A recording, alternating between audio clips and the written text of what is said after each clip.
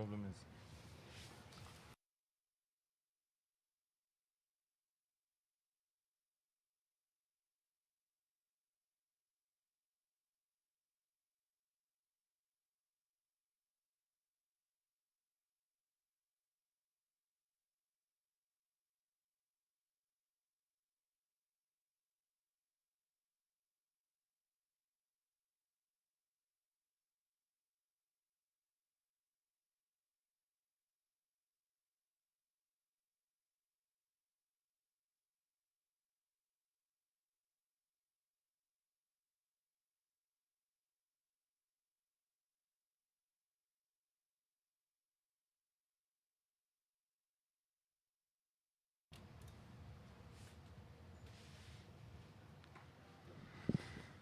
So yes, just to repeat, we see a few spectators out there today. See the Green Mambas in the Megabol Pukovic across the ground. And the Run Whisperers under that normal dugout. We see some anxious and nervous batsmen. I think both teams has got a lot of nerves going on today. Crucial game to go through. Mambas not on a very big high coming into this game, and here we go. First ball by Tangi, called wide, just sliding down. Well kept there by Yevi Juniors, taking the ball cleanly. Bit of a, like I would say, nervous start here by the Mambas.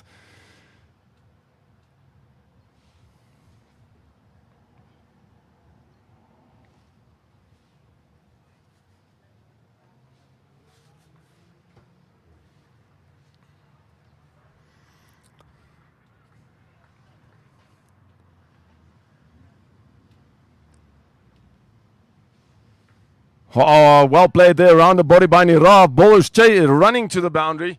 Johan Geldenes and Jo Zondag just covering that. They go through for two. Run Whisperers well worked around the corner there. Some interesting things for all the spectators, viewers tuned in. Please watch us on our YouTube link, Nedbank Desert Ice T20 Challenge. And then just to find our other live feed is on the One Up channel of One Up 2 channel, where you can watch it from Future Media. Oh. Namibia Media Holding. Namibia Media Holdings, apologies. And it's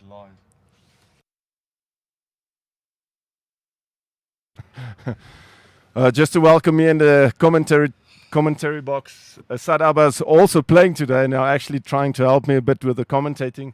Asad, all good? Good morning, Willie. Good morning, everyone. Another beautiful morning in Windhoek, just between winter and summer. Beautiful day for cricket. And Run Whisperers and Green Mambas are at it again, this time in the semi-finals. All to play for. So yeah, no, Sad definitely. Mambas coming into this not on a very good high. I think losing 4 out of 5 games. Oh, and a drop catch straight to the hands of Johan Geldenes. And just stop short of the boundary. Well picked up. They still run through half a chance there. That could have been vital for the Green Mambas. First wicket just going down. Nirav using one of his lifelines there, Sad. But yes, really Shortish delivery good. And Nirav testing the fielder there at short square leg. I think it's a chance gone begging, and we will have to see how much Mambas have to pay for it. Yes, Nirav, Asad, Nirav, definitely one of the danger men. And as you say that, he punishes them. Will that go to the boundary? Does seem like the outfield is a bit slower than previous. Hits the boundary nonetheless, so 4 runs. Just to highlight a few nice things about the game today. We've got an extra boundary out there. You cross that boundary directly and it's 12 runs. And if you cross it with the ball rolling over it after you've rolled over the ropes, it's going to be 8. So yeah, Asad, you can actually have a 7-2 run over here if you're going for 6 sixes. And interesting to see some new fun stuff improvised here by the Desert Ice T20 League. And obviously, always trying to keep it exciting and see if we can get higher scores and more sixes. It's definitely, Willie. It's an exciting new innovation brought in by Impact Cricket towards the end of the Desert Ice League 2026 for the playoffs, and it's going to make cricket much more exciting.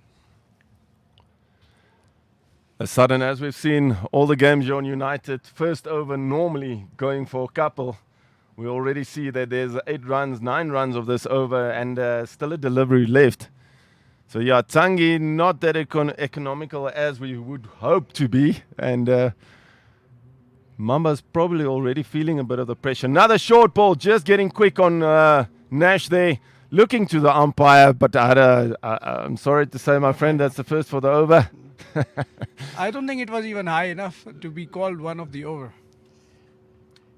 Just climbed on him a little bit quicker than expected. But Willie, again, these are the same wickets we started the tournament with. Bowling full will get you your rewards.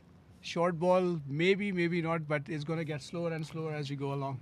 Definitely. Looking at the pitch this morning, Asad, very nicely rolled, a nice shine to it. But still, you could see a lot of cracks appearing already, so it will definitely crack up more during the day.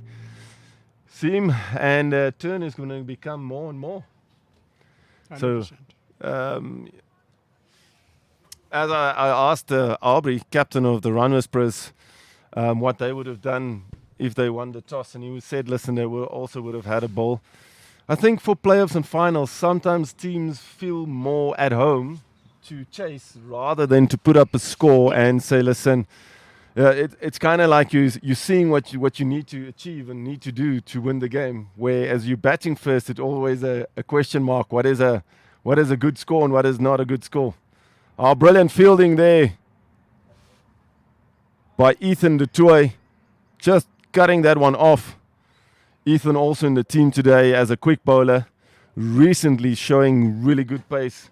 Training with the Mambas in the nets. I've had a look at him. He's really looking good.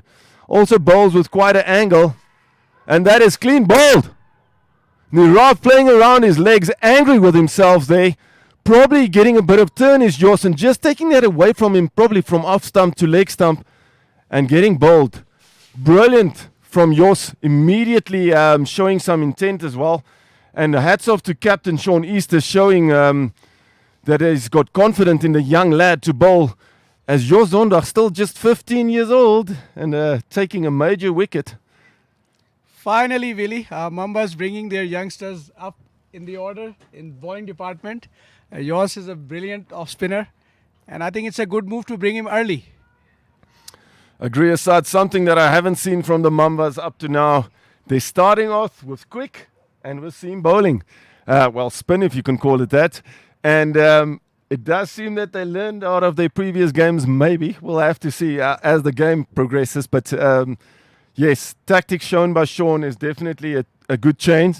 And I must say, I do agree with you. Bringing those youngsters up just show that they've got confidence in them. They have been playing first division cricket previously the year, done really well, runners up to the winners. Gubabas again taking the prime spot there. And Green Mambas coming in second, but with a lot of youngsters in the team, 5 of them actually, and showing good talent is the upcoming youngsters from the Green Mambas. 9 for the loss of 1 is Run Whisperers, current run rate 6.75 after 1.2 overs. Great breakthrough there for the young Jos, and now we see Carl Birkenstock coming to the wicket. Nash still 0 of 1 delivery. Nirav basically hogging all the balls in the first over, but doing well, scoring that 9, and then just unfortunately now losing his wicket. Carl Bickerstoff, serious experienced campaigner, has the potential to take the game away from the opposition.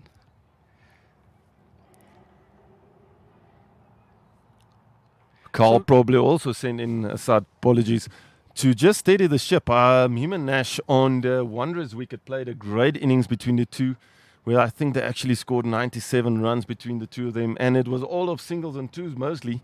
Not running a lot, not hitting a lot of big shots, but playing it safe and just making sure they go through to the playoffs.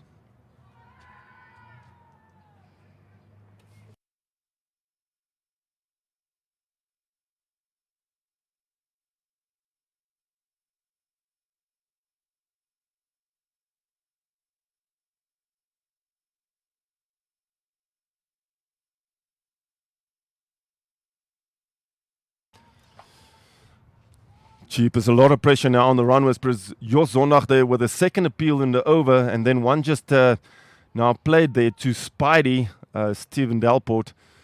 So it does seem like Jos is doing a great job here with his first opening spell.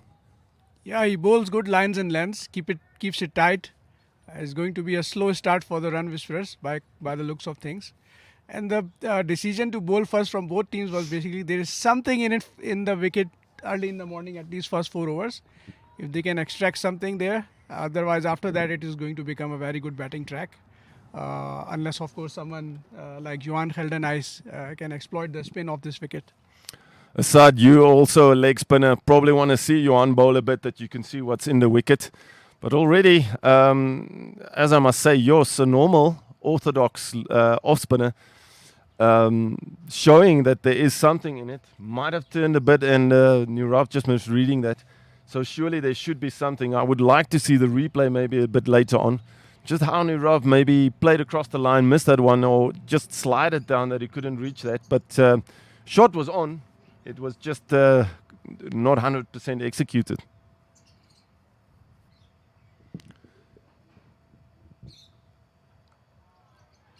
Oh, and well kept out there, Ben Nash. Great delivery by Tangi, going for the fuller one. And as you said previously, full deliveries on this pitch is probably where you want to be.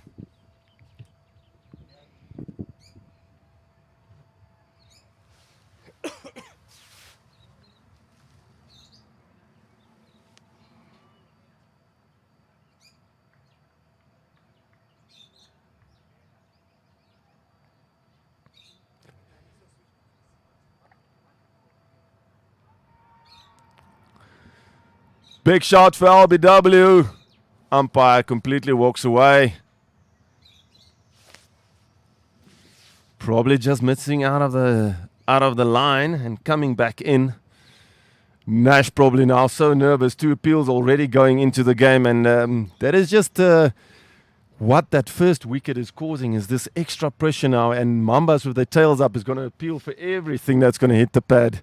So yeah, umpires will have to have their cool hats on, make the decision as they would do in a normal situation. Cut down to third man. Stephen Belport just getting to that one. Nash finally gets off the mark. This is good cricket by Green Mambas to start with. Brilliant start, good strategy, bringing a spinner from the other end, putting pressure on the opposition. These 2 senior players from the Run Whisperers will have to absorb all this pressure and then build an innings which can provide a platform for the team to capitalize.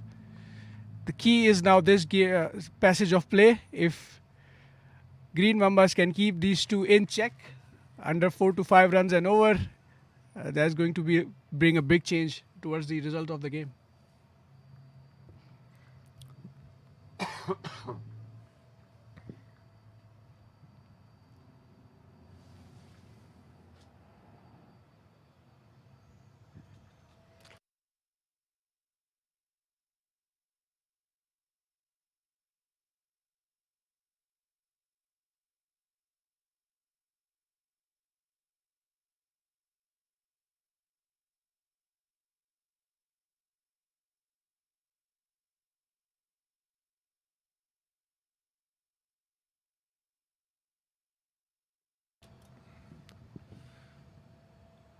Another quick single there for the Run Whisperers.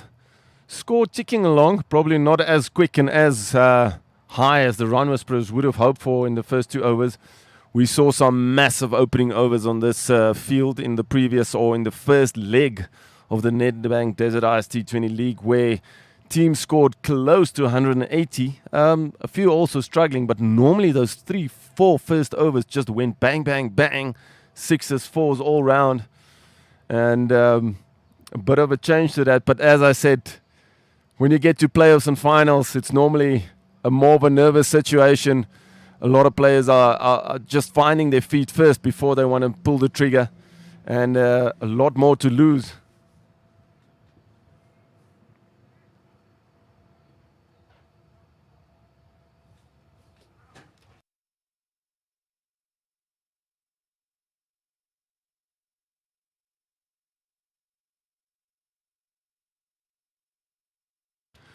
Spectacular bowling there by Tangi, flying as he left that ball go. He basically actually hit the wicket, hit the deck, and flying through to the keeper. Javier is just rubbing his hands there, but that one came through to the keeper quite well, and Nash opting to leave that one. Brilliant stuff.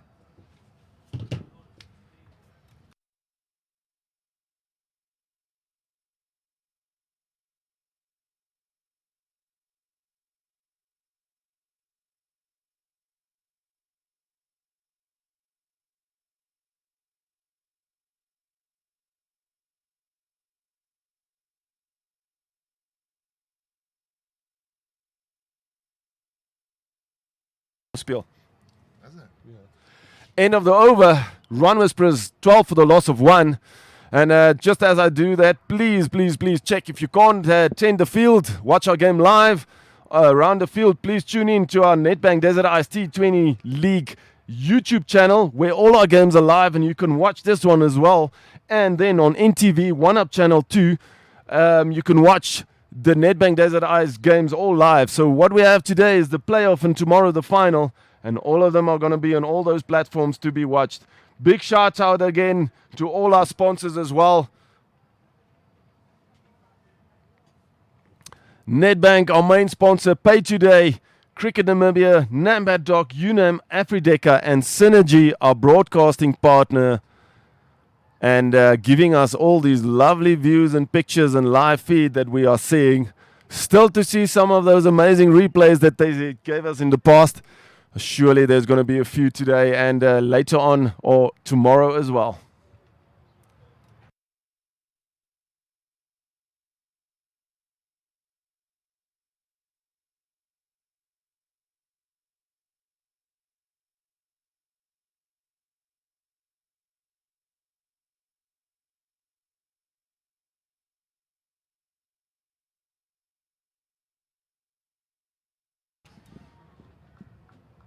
Janeman Duisel flying to his left there. Half a chance. Nash playing that one very fine, running down to third man boundary. Half a chance there. Janeman Duisel probably caught a bit unaware there of that one, and it flew to him. Jos Zondag just putting that one down a bit quicker.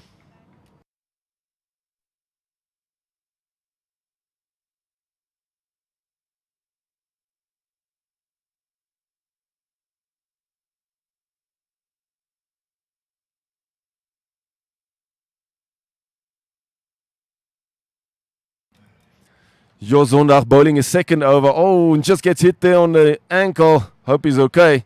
Jos doing really well in his first over, getting that wicket, and now going for 3 dots and just a 4.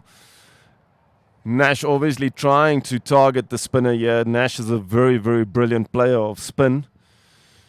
And Jos and Nash knows each other quite well. And as I say that, immediately see that. And this is probably one of the first boundaries that is the new boundary coming into contention.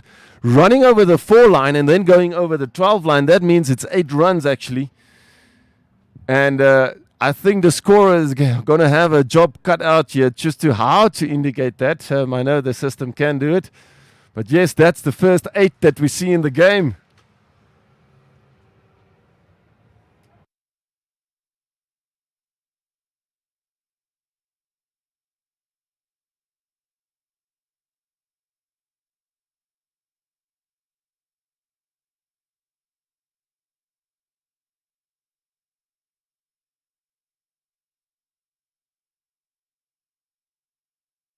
Oh, drop catch again. Nash living dangerously, hitting the same shot just on the up.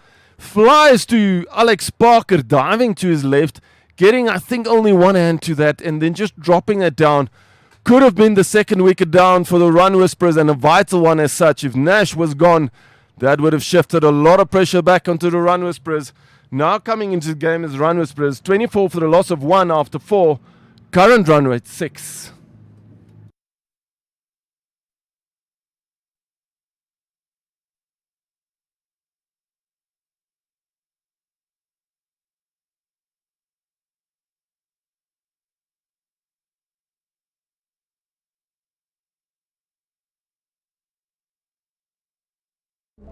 I think I might have forgotten my wallet. When customers are ready to pay, make it easy with Pay Today, a simple, fast, and convenient way to accept payments and keep business moving. Add Pay Today to your business.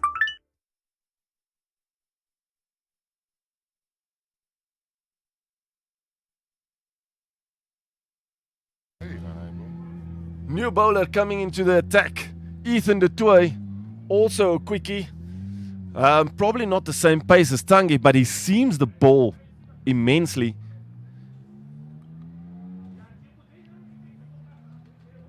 So yes, bringing him in probably now from the southern end is exactly what they're trying to do. Is get that spin coming from the northern end, so that's downside of the pitch. Oh, played around the legs brilliantly there by Carl Birkenstock. Will they turn for two? Stephen Delport, the guy with the quick arm, picks up, shies in. Oh, and they get through for two. Carl, bit slow there between wickets, had to stretch a bit there at the end. Needs to make sure that, as I have it, Stephen Delport, a very good player for Wanderers, and he's got a cannon of an arm on him. Shied that ball in, and could have been some trouble if that was a direct hit.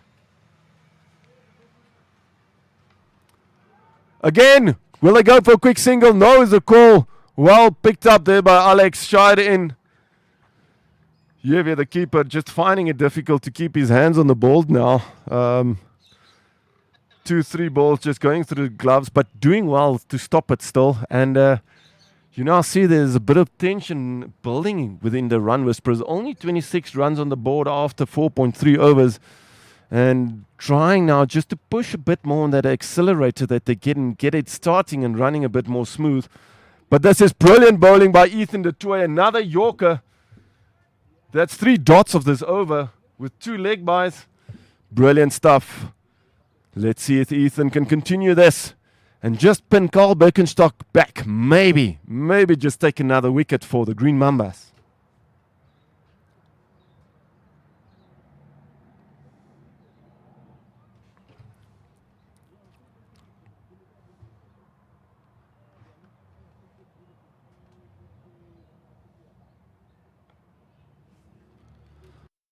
Oh, Ethan just sliding that one down leg side. And it runs all the way for 8 runs, crosses both boundaries. And really worked around the legs nicely there by Carl Birkenstock. Showing his skills, showing his intent now. And Ethan probably now bowling to the left-hander, not something that he is used to, especially in the Mambas nets, because there's not a lot of left-handers in the Mambas team. So yeah, difficult trying to change your line always.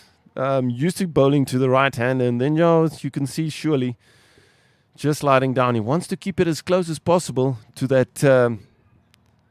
Brilliant there, and misfield by Alex. Run Whisperers stealing a single. Mambas will have to attack the ball. They can't stand and watch it coming to them. They'll have to go and fetch it, shy it in. Otherwise, these easy singles is going to be way too easy. And we'll always keep that score bumping up. End of the over, 35 for the loss of 1 after 5 is Run Whisperers. And now just pulling it back a bit. Current run rate now bumping up to 7. Great stuff from the Run Whisperers.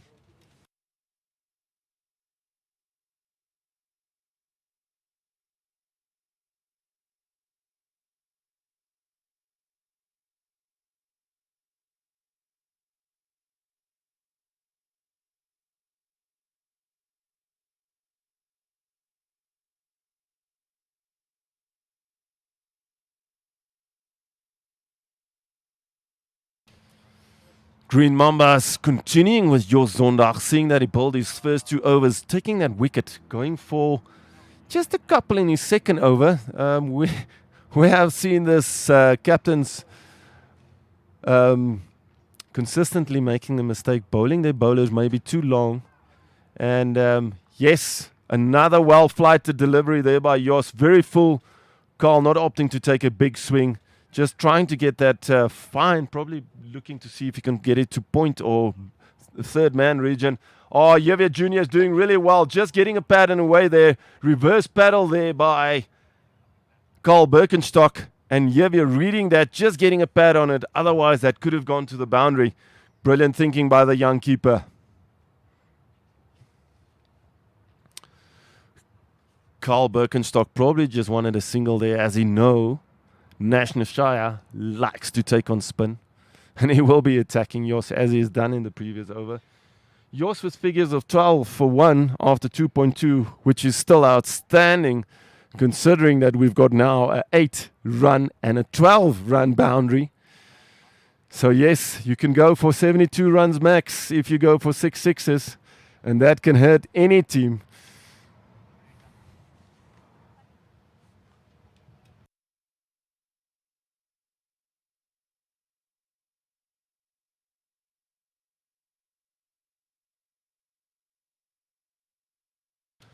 Mambas maybe still too relaxed.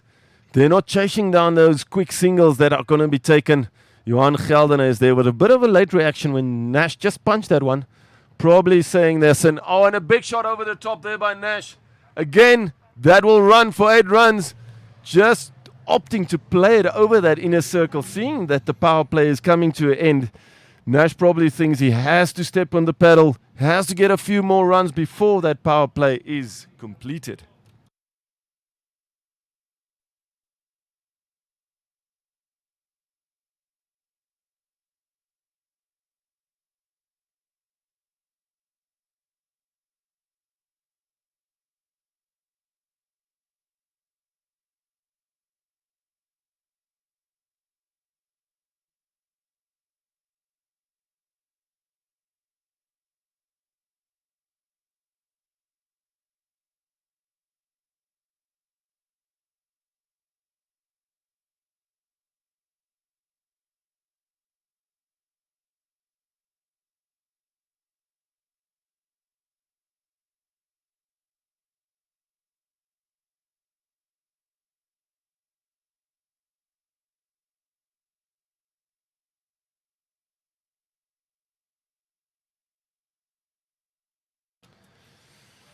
End of the over. Jos going for that 8 runs. Otherwise, a brilliant over. Just standing off that one boundary and 2 singles in it. So just looking at that extra boundary now coming into contention, where you hit a 4 and it crosses the second rope, just kills a bit of a team. And it does look like you're very expensive, but actually standing off one boundary in the over there by Jos is still brilliant. No big sixes up to now, so no 12 yet. And surely Nash will probably look if he can hit a few from here on. Starting to find his feet now. 23 of 16 is Nash. Carl Birkenstock, 10 of 13. Going along really well. Current run rate now just bumping up to 7.5.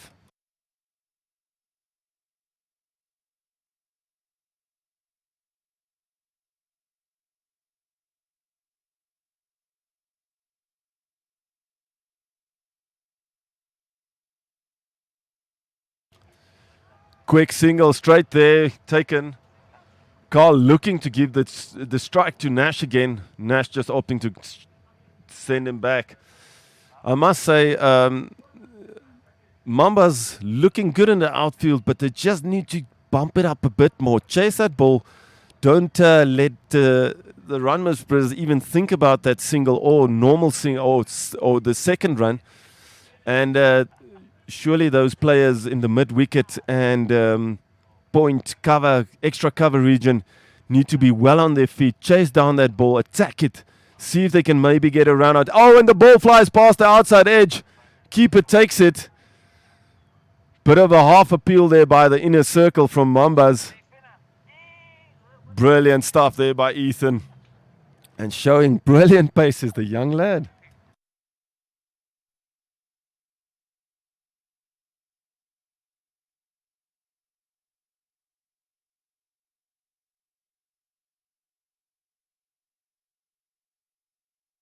Oh, and Carl Birkenstock works one around the legs. Will that go to the second rope? Just stopping it. No, and it crosses both.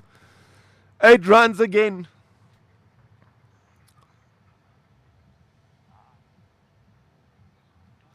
Brilliant overs are getting now a bit of a hammering about those 8 and 12 runs. So yes, teams need to be wary. They need to chase the ball the way to the second boundary.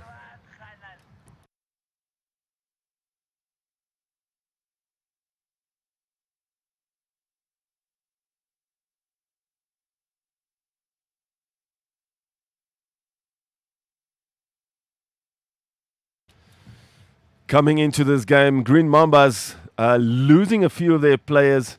Nico Lofty-Eaton, Christian Schumacher, both great players. Lofty-Eaton now touring with the Namibian team, and Christian Schumacher unavailable, as well as Klasinga also unavailable for those weekend's games. So yes, Mamba's probably thinking that they've come in with a bit of a weaker team, but looking as they're doing the job brilliantly today. Nash just trying to trickle that one fine and just bounces up high enough. Keeper collects it quite well. Just coming into this again, just giving you some stats. Sean Fouchier are still our highest scorer in the Nedbank Desert IST 20 League. Asad Alba is actually playing for the Run Whisperers with 13 wickets under his belt, taking, I think, 6 wickets in his last game and bowling brilliantly. And Nico Lofty-Eaton with 6 catches on his belt, and I think also second runner-up on the most runs scored to date. Nico Lofty-Eaton, probably one of the vital and key players that the Mambas are missing for today. And one of his normal club players sitting here next to me, actually the captain of CCD Tigers, Johan Potgieter, just coming to join me and listen a bit to the commentary and join in and watching the fun action on the field. So yes, Potty's team just missing out in the playoffs, or the previous, the last leg of the Nedbank Desert IST 20 League. Unfortunately, not making it through. Had the chance up to the end. If there was big drastic winning stats within that last game between the Run Whisperer and the Mambas, which actually could have still given CCD Tigers an outside chance to make it, but unfortunately not making it. Nonetheless, great cricket shown by CCD Tigers through the season. And Potty, glad to see you guys and supporting around the field. We appreciate this. And it's really nice to see CCD Tigers players coming up and just showing some support. Thank you.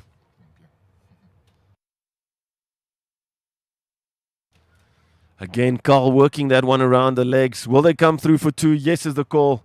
Good throw in there. Carl again, just striding his last 2-3 strides on an arm, which is really good. I mean, Tangi, one of the left out Namibian players, but still trying to make it into that squad.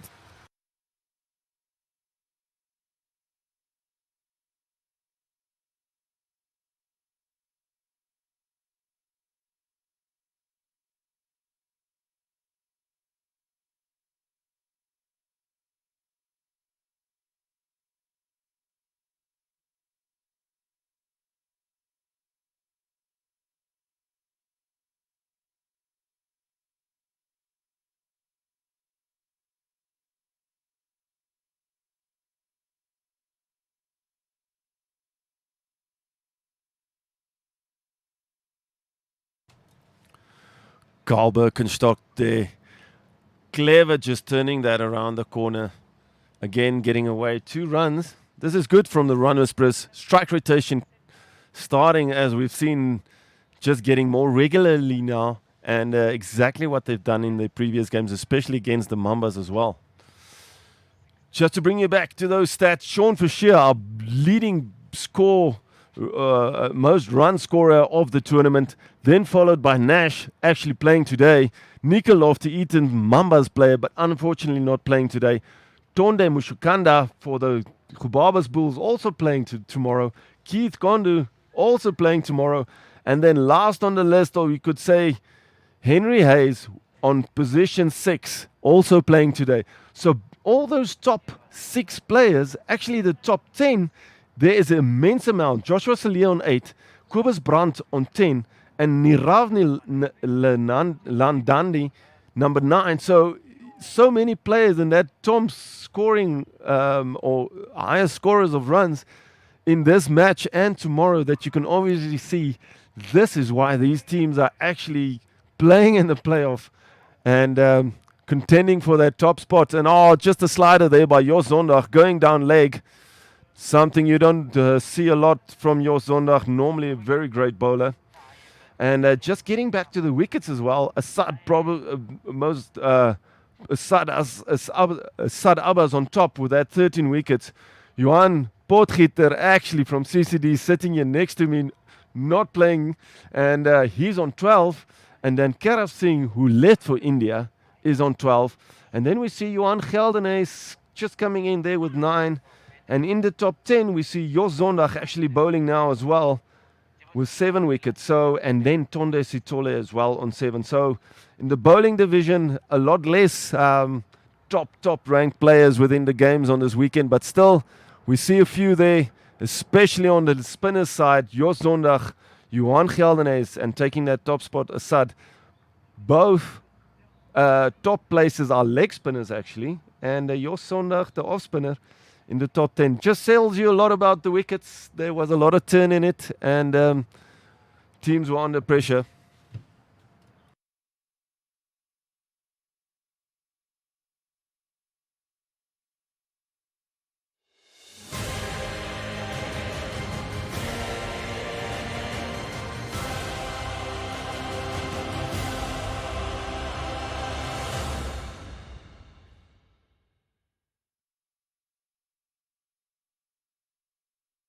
Paying school fees? Easy. Quick transfers, easy. Split the lunch bill, easy.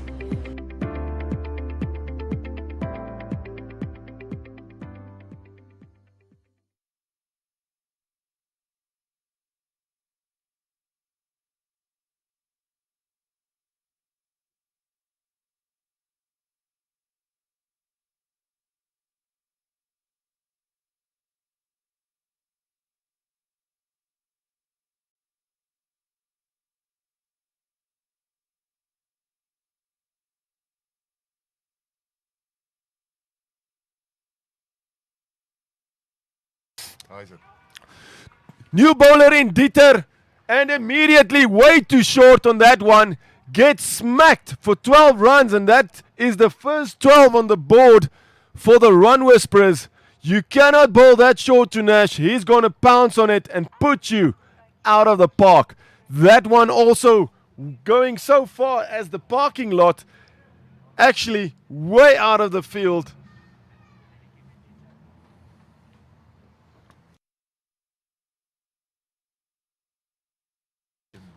With that 12 runs now scored, bumping up the runs to I think 86 actually for the Run Whisperers, and immediately and surely you can see the effect of this new rule, new bylaw coming in with the 8 and 12 runs, and Dieter will have to be wary of putting that ball so short. That was way too short.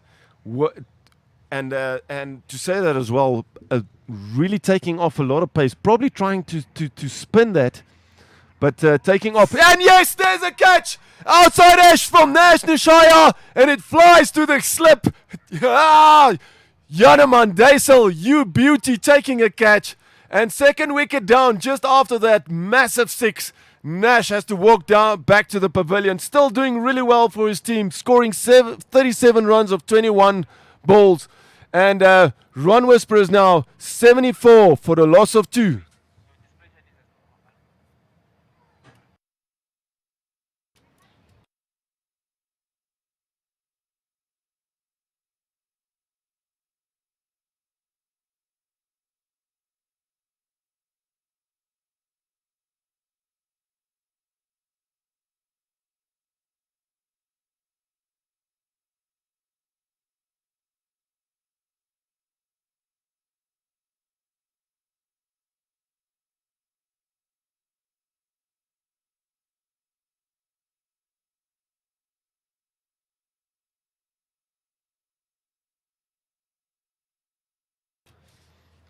New batsman in.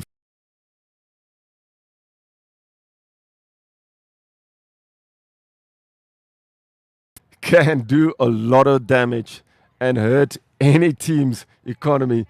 So yeah, put in to do his work. Here is Wessel Meiberg. He probably is asked to. Wessel, go out there, show us if you can hit a few sixes from the Run Whisperers captain, Aubrey Oberholzer.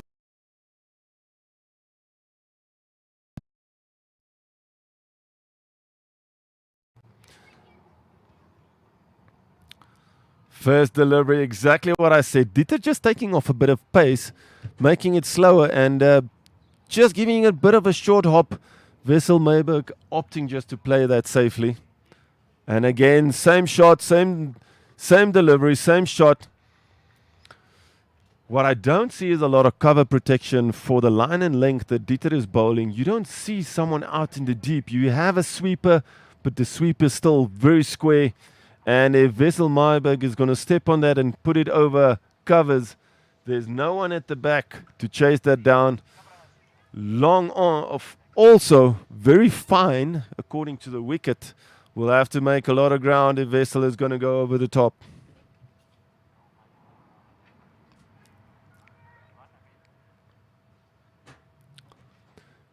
Just sliding that one a bit to the leg side.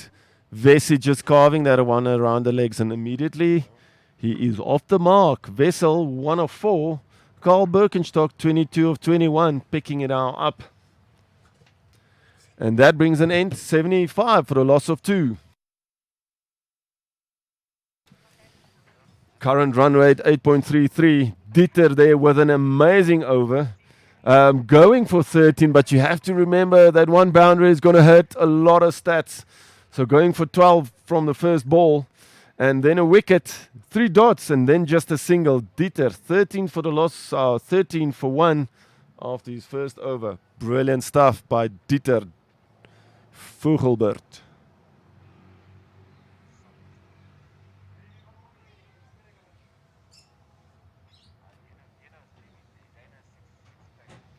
And as we see now, the first leg spinner is introduced, Johan Geldenhuys, number 6, I think, on the wickets list. I can't remember exactly what that was, but I think it's number 6 on the wickets list.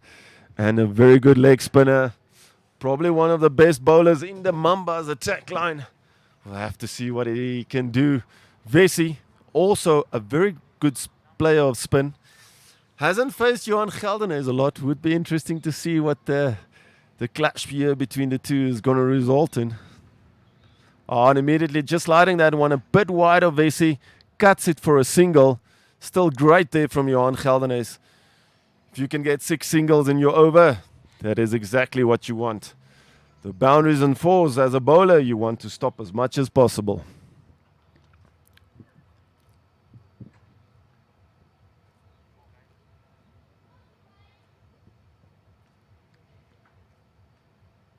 Oh, brilliant flight there by Johan Geldenhuys. Skids out of the outside edge there from Carl Birkenstock, running to Ethan de Tooy at point. Ball with a lot of side spin on it. Nicely dealt with by Ethan. Oh, and a bit of turn there for Johan Geldenhuys, hitting the pad. Run Whisperers does look a bit nervous for me today. Not normally that flamboyant, hitting the ball over the rope kind of cricket that they play. And opting just to take it cool to that. And a very, very short delivery from Johan Geldenhuys. Punished by Carl Birkenstock. Hooked around the corner. Tangi doing his best to get to it. But unfortunately going all the way for 8 runs. And surely now you can see what that extra boundary rope is doing to the stats and to the score. That immediately bumps up. And Run Whisperers 84 for the loss of 2 after 9.4. You would say that is a brilliant score in normal conditions. But with the extra rope brought into contention, it will have a lot, and minds will be asked questions here. Bowling stats will definitely take a hit. And like I said, again, singles coming too easy for the Run Whisperers.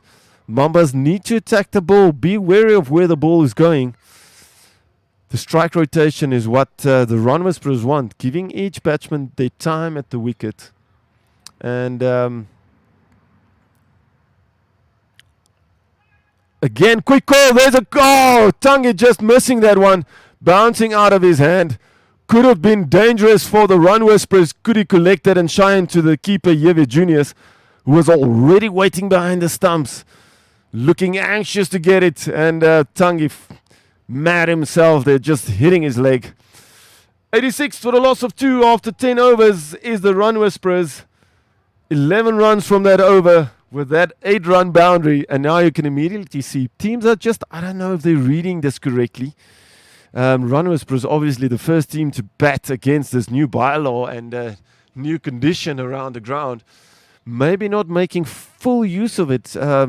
One boundary does look enough as it's showing 8 runs, but imagine you can hit 2 or 3 boundaries. That's going to make a huge difference and get you close to that 30 run over if you can do it. Because I mean, 2 fours is 8 and 8 is 16 already with 1 6. That is going to be 28 and you haven't done a lot of work. Straight to the fielder there, Sean Estes. Vesey punching on that. Looked like a bit of a straight cut drive. I can't even actually talk too much on the shot. And then short, leg side, worked around the corner, goes for 8 runs. Dieter sliding down to leg side. If you have an offside field packed, make sure you bowl there. Otherwise, the batsman is going to punish you. And dealt with brilliantly by Vesey. With that last 2 overs and the last boundary, current run rate now already 9.1. This new boundary that is introduced, bringing some brilliant tactics and some ecstatic and a different vibe to the game. Players now have to think a lot more about their bowling, where they're going to go, and that's picked up very high. Will that be caught? No, it flies over the second boundary. 12 runs of it. And that is exactly what I was talking about. 2 balls, 20 runs off it.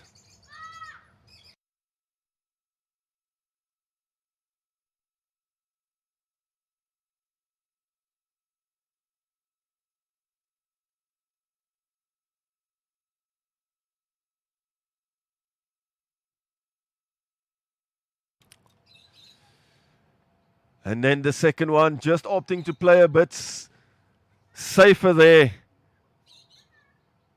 Is Wessel Myberg just playing that one straight. Cow corner coming around and picking that one up and shying in.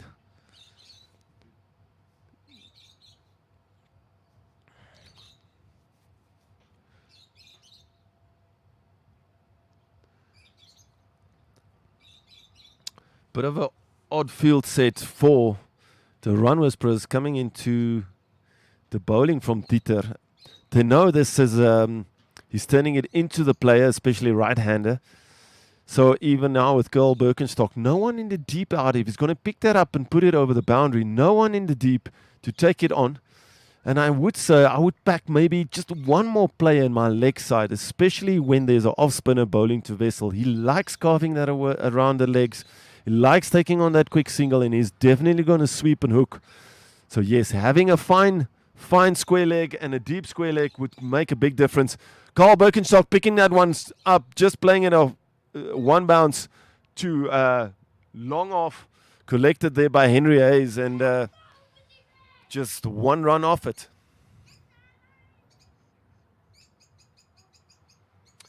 Big over here for the Run Whisperers. Already 22 runs off it. But considering this new boundary coming into contention, 3 boundaries are over, can kill a team quickly. And we see the run rate going now up to 9.82. Current score 108 for the loss of 2 after 11.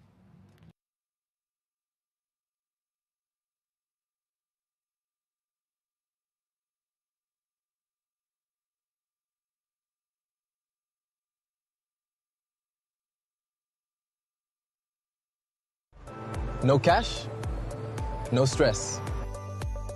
Just grab your order. And just like that, you're on your way. It's effortless with Pay Today.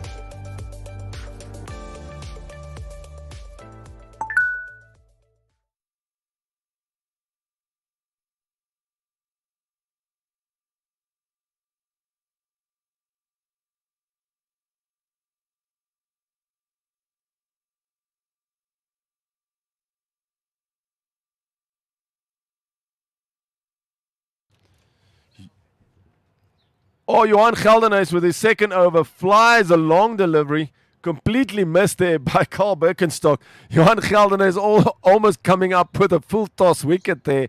Could that have hit the wickets? Would be interesting to see how far that was from the wicket.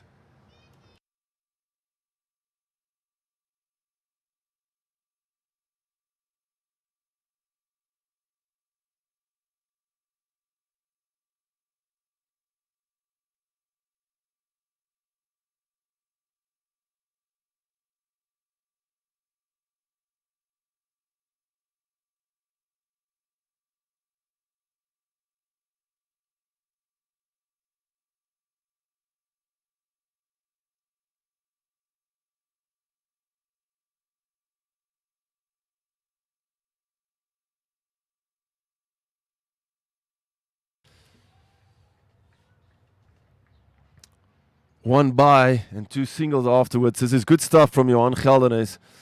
Vesey will probably see if he can get one boundary in this over. Oh, and that is exactly what I was saying. Your Zondag, it's Janse coming around the corner. Well done, Janse in the deep, picking that up and showing it in. Brilliant fielding there by one of the older guys in the team. Janse making great cover there, stopping a definite boundary, and Run Whisperers run through for two.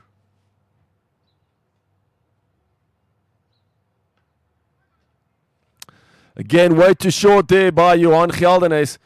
Cut shot by Vesey. Very straight cut shot, if you can call it that. Almost a slap shot. And going for 2 runs again. Not bad from Johan Geldenhuys, considering a boundary could cost you a lot more than twos and singles.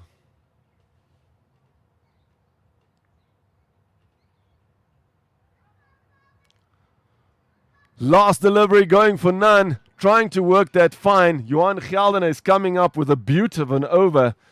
Just going for that 7 runs off it. Brilliant bowling. 17 after his second over. Not yet taking a wicket, but doing brilliant. Just keeping that scoreboard back a bit. 150 now for a loss of 2. Current run rate 9.58. So Johan Geldenhuys is just bringing that run rate down a bit.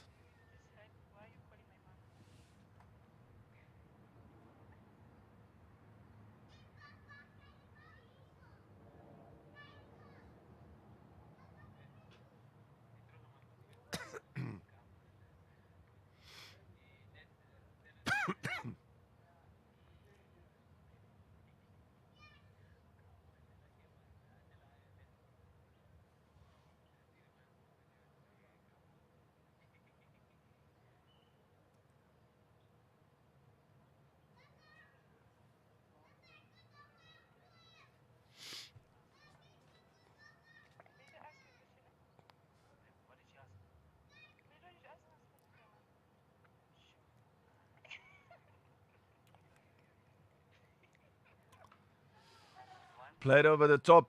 Tangi in the deep, picking up. They won't turn for 2, that's for sure. Sean East is now into the attack. First delivery going for a single. Sean and Dieter just now swapping places. Sean also one of the very experienced off-spinners in the Mambas team, putting himself in now. And we see spin introduced from both sides. That one carved around the leg. Will they go through for a single? Alex a bit slow to react to that one. Alex Parker doing the fielding, picking it up and shying in. Mambas are still a bit, for me, too relaxed when it comes to chasing the ball. They need to read it a bit better. They need to keep those singles and those strike rotation just down a bit. Oh, and a brilliant delivery there from Sean. Pinning Carl Birkenstock back, opting just to play that with a punch shot back to Sean. Reverse sweep. Alex is running in. Oh, but Wessel Moberg up to the game, leaving his crease probably early. Sean just needs to take note of that maybe. Just look, the batsmen are leaving the following up batsman, non-receiver. Just going out of his crease before the ball is actually delivered. So something there for the batsmen. They need to keep their eyes open. Oh, big hook shot. Will that go to the boundary? No, miss it. Only a single off it. Ethan doing the fielding, picking it up. Coming around from cow corner.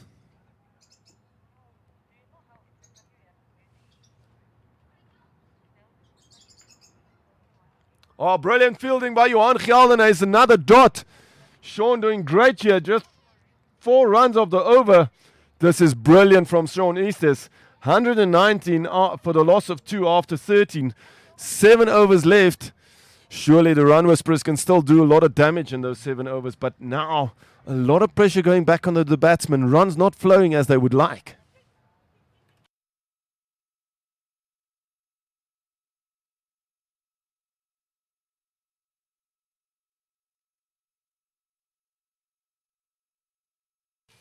Few interesting stuff. Johan Geldenhuys, part of the over 40 squad, going to travel to the West Indies later today.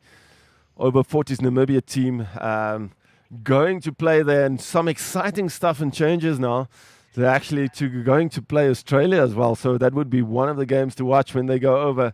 We've got a few of the players in these squads that are actually going over. Asad Abbas playing for the Run Whisperers, also traveling along. And Henry Hayes in the Mamba squad, another player going along. And then a player not playing today, Yaku Skumbi, one of the big hitters in the Mambas team normally, also traveling with the over 40 squad later. So yes, some great old players in the teams here.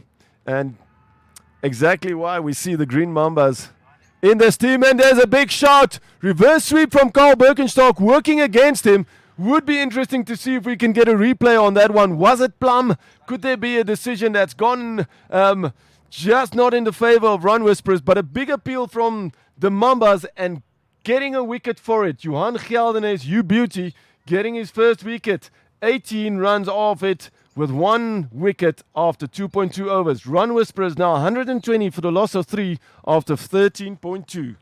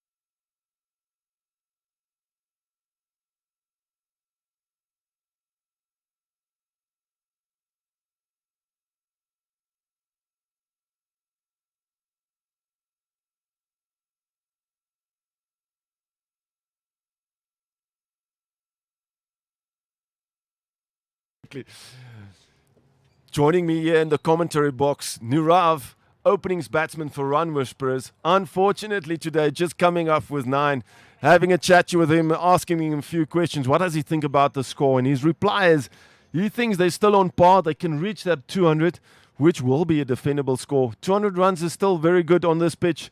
You still have to defend that but batsmen will have to show that they can stand from the Mambas if they want to chase 200 down.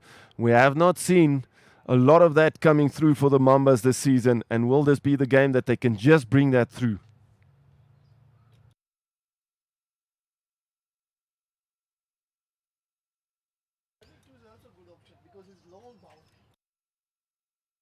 Cut shot there by Vesey, just going for 1. This is again a brilliant over from Johan Geldenhuys, ending off 3 runs of the over with a wicket in it.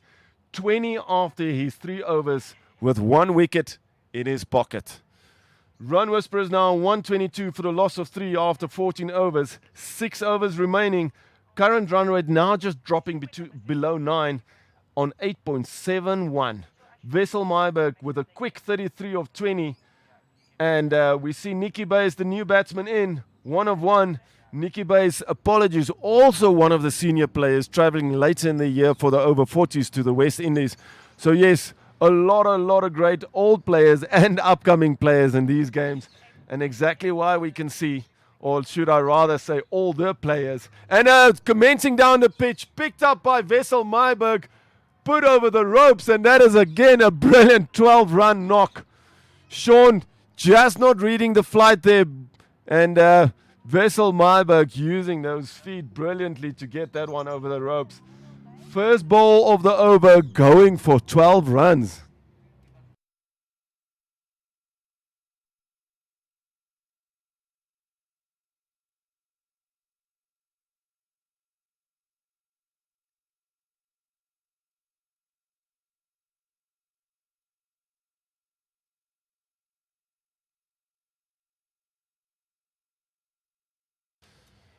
Better ball from Sean, played straight.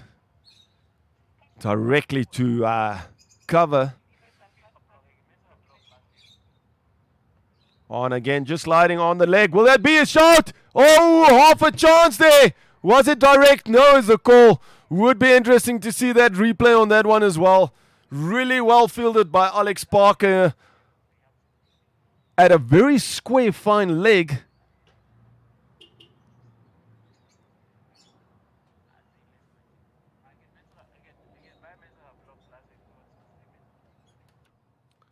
That top camera is very blurry, so that's the one now from the southern end. Is there something? Yes, that's better, but the zoomed in one was very blurry. Just maybe have a look at it. I don't know if the lens or something, but I know it's zoomed in, but it's looked like it's a lot blurry.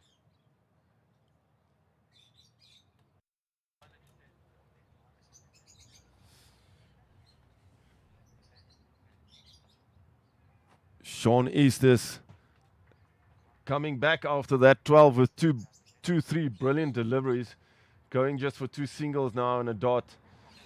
This is brilliant from the runners, but on the other side, 14 runs off the over thus far. But this is exactly what I was saying. You shouldn't get comfortable just hitting that one boundary in the over.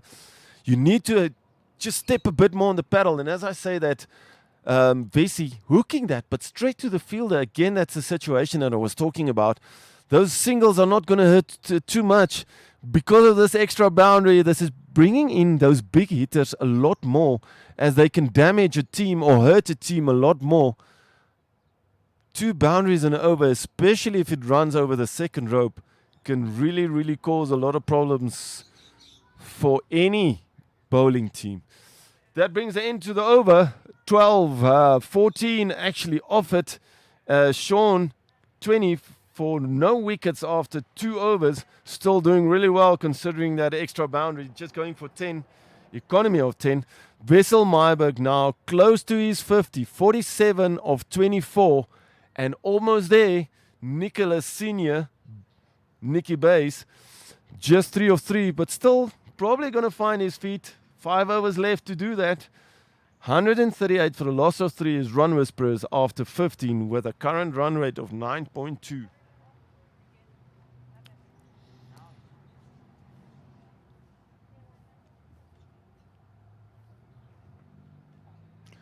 Weather now picking up a lot more around the field. Sun is shining. Probably already a lot hotter out there than this morning. And team going to field second is probably going to field it a lot more. Wind and a breeze just slightly blowing out there. Not a lot that we want. And one of the reasons why the games were pushed to play a bit earlier, we see that there's always a big breeze coming in the afternoon in Windhoek or in Namibia. So you want to get your game actually done early. Great shot there by Vesey, straight down the ground. Jana Mandesel picking it up and just another single going through.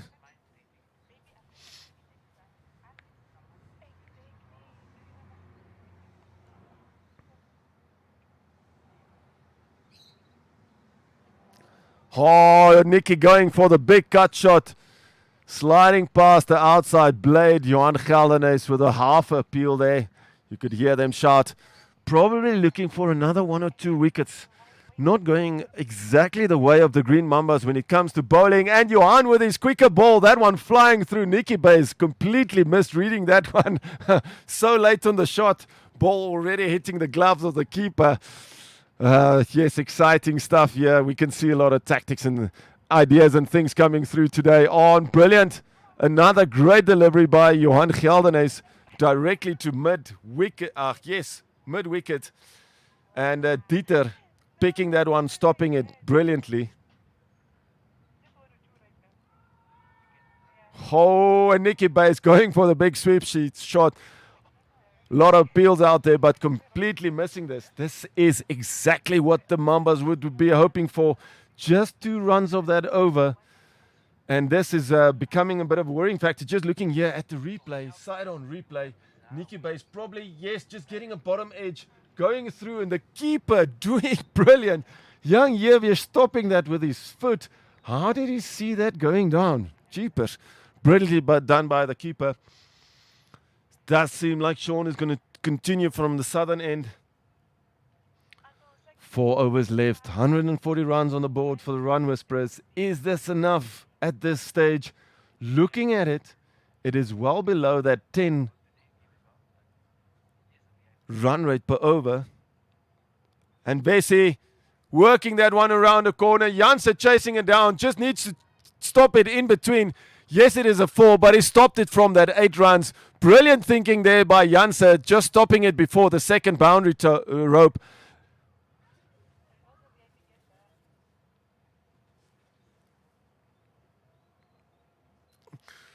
This is one of the things. Fielders need to chase the ball up to that last second. You need to chase it up till it crosses the second boundary rope. Playing it straight to the man in the deep. Henry Hayes collecting it, and another single. Nicky Bates Sr. now on strike.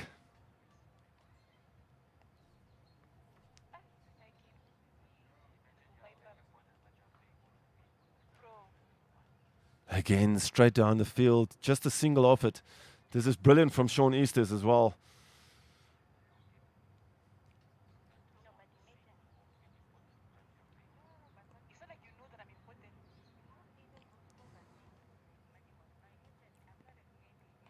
Oh, way too short. Will that go to Ethan in the deep? Catching it across the boundary rope. Still 6 runs. Still 6. Unfortunately thinking he should have stayed inside the rope to get that catch. Maybe not thinking about that second rope. Rather stopping the 8 and the 12 runs. And that brings up Vessie's 50. Apologies, Vessie already on 50. 59 after 28 balls. This is brilliant.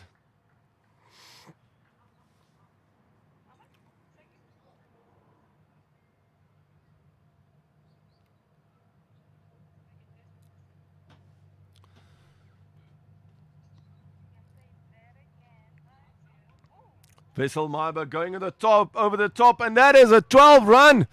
Brilliant, brilliant, brilliant stuff here from Vessel Myberg, and that shoots him up to 71 of 29, and also shoots up their score 152 for the loss of 3.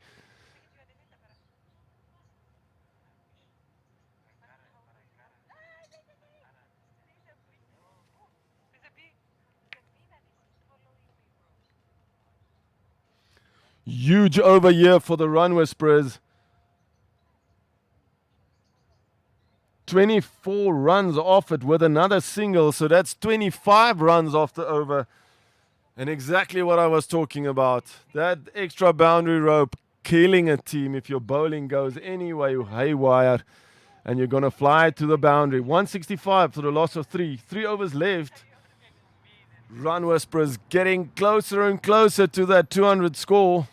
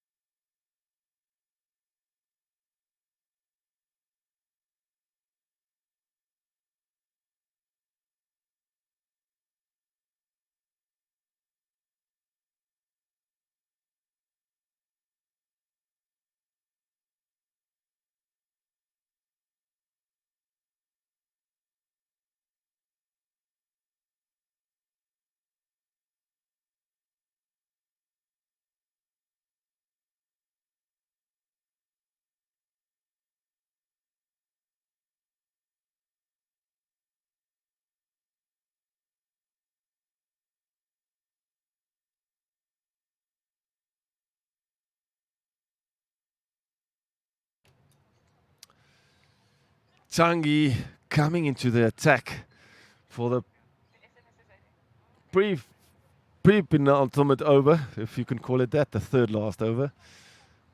Oh, well played down. There is someone in the deep that's going to cover that. Only a single of it. Johan Geldenhuys picks it up in the deep. Tangi doing well to stay outside that offside line.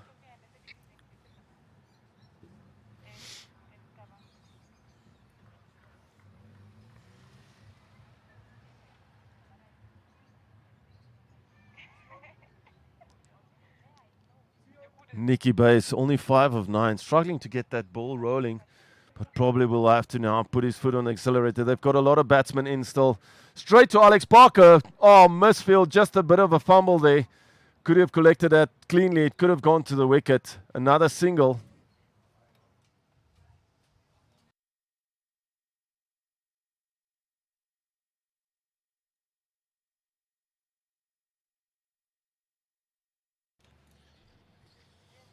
Oh, nervous stuff here for the Mambas. Closing off the bowling spell now. 3 overs left. Well, 2.4 overs left. Bringing in Tangi again. Looking good. Looked really good in his opening spell. And still with 2 overs left. Probably going to finish this game for the Green Mambas. Oh, Tangi doing really well. Vesey couldn't do much with that one. Had to play it straight back. Could have gone over the top maybe. I think now is the time to take a chance or two. Try and see if they can get just another 30 or 40 runs from these last 3 overs.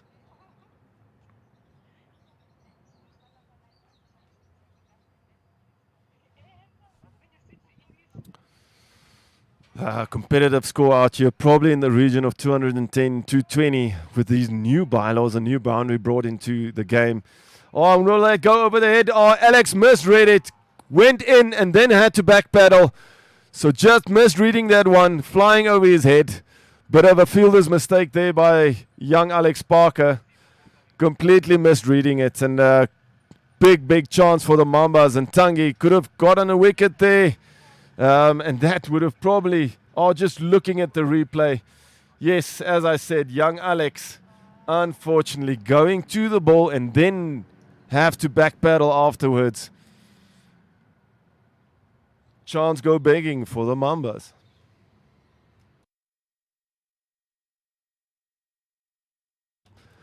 Oh, Vesey with a big swing there. Ball just going to the square leg region. Picked up by Stephen Delport in the big, huge arm getting it to the wicket. Oh, brilliant throw there from him. Right on top of the bails.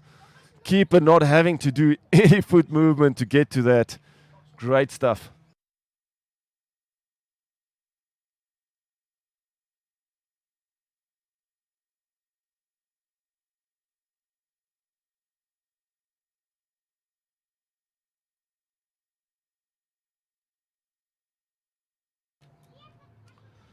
Final ball of the over. Can Tangi keep that in? Yes. Worked around the legs. Just another single off it. This is exactly what the Mambas were hoping for. 7 runs off the over. 18 overs done. Run Whisperers 172 for a loss of 3. Tangi 19 after 3 overs. Really brilliant bowling stats there from Tangi Nuyoma.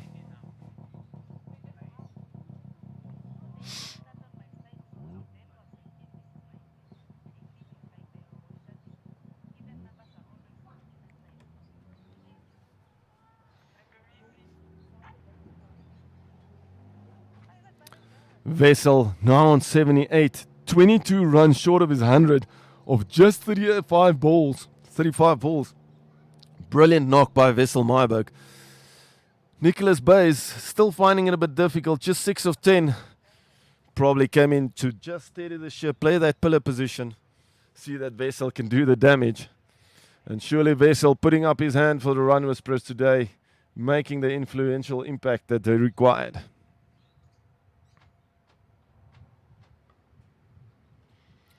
Brilliant full delivery there by Ethan de Tooy. Vessel just able to get that for a single down to long off. Must say Mambas up to now have been doing brilliantly in the penultimate overs. just to keep that run rate down. Just see if they can block the Run Whisperers not to reach that 200.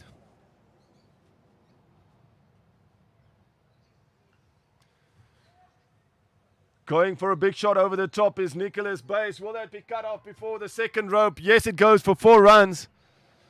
But not an 8, just 4. Nicky Bass finding his feet now, 10 of 11, with his first boundary under the belt.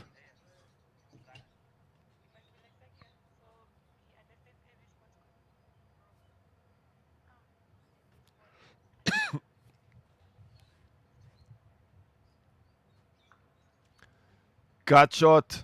Someone in the deep. Stephen Delport is out there. Will he get it? Yes, he's in. Flies it to the keeper. Brilliant fielding by Stephen. Another single.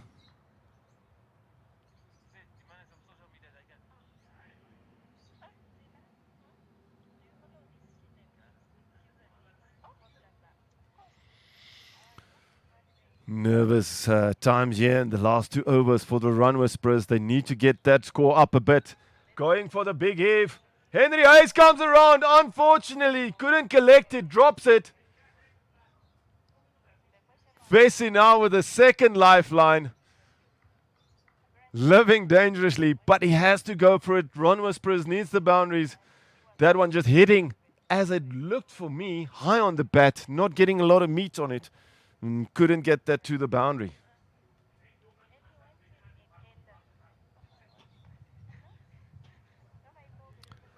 Similar intent there by Nicky Bass. Straight down the ground. Fielder coming around is Johan Geldenes. Picks it up and just another single.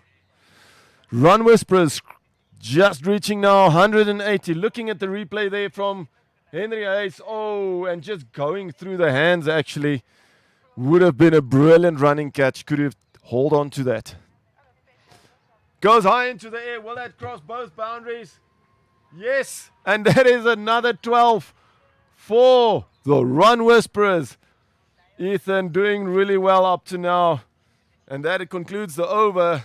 This is exactly what the Run Whisperers probably would have hoped for. 192 from 180 after that knock. And you could see the 12s are causing damage.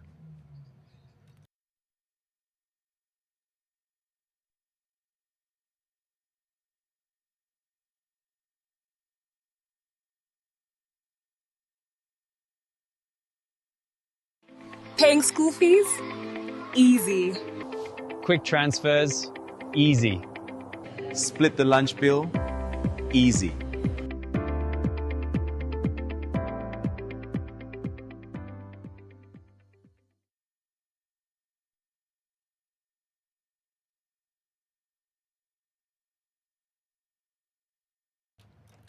Final over to commence. Tangi to do it. Just looking at the scorecard, Nirav 8, Nash 37, Carl Birkenstock 35, Wessel Myberg 92.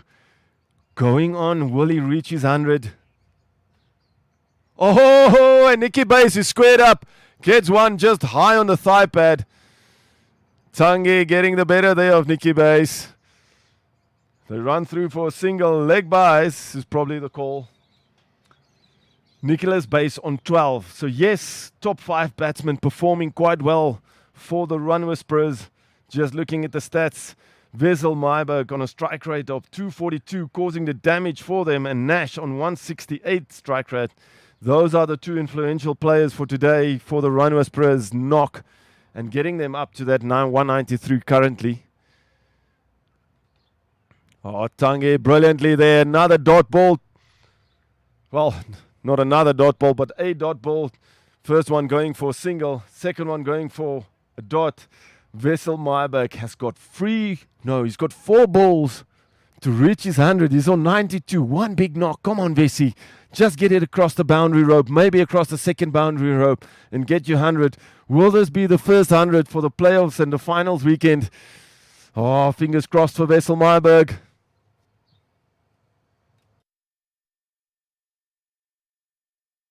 Oh, chance goes begging there for Vesey. What an opportunity to just get better on that ball sliding down the leg side, completely missing it. Umpire calling it a wide.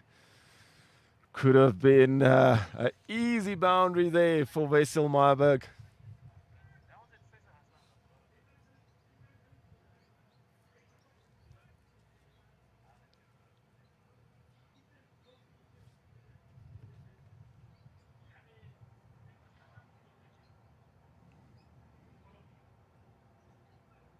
Oh, and yes, will that fly?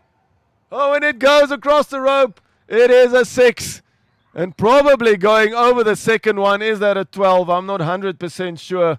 Recall there by the umpire, so that's probably 8. It was a 6. Bounced between the two ropes. Went over the second rope, so that is actually 8. And with that, Vesey reaches his 100. Brilliant knock by Wessel Myburg. 102 of 40 balls. Or 100, apologies, of 40 balls. Exactly 100, I think. I think that's 6. Should be 8. It needs to be corrected if I'm not mistaken.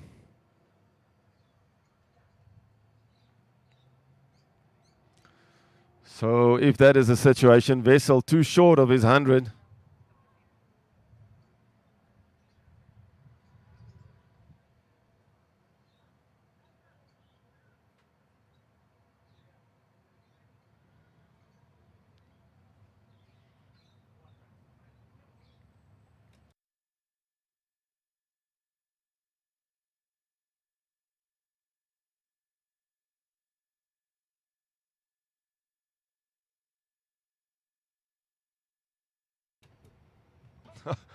Short ball by Tangi.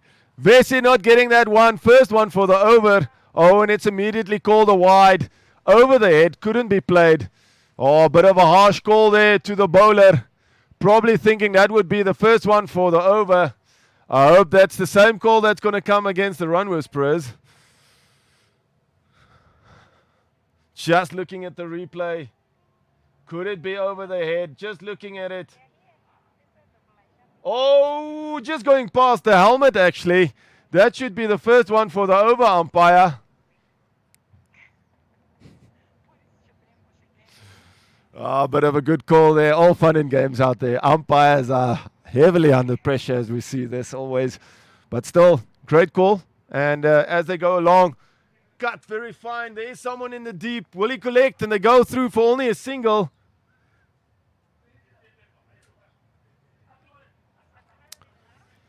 Besides that harsh call against Tangi, brilliant over, final over, I would say. Just the one boundary off it thus far. 2 balls still left in it.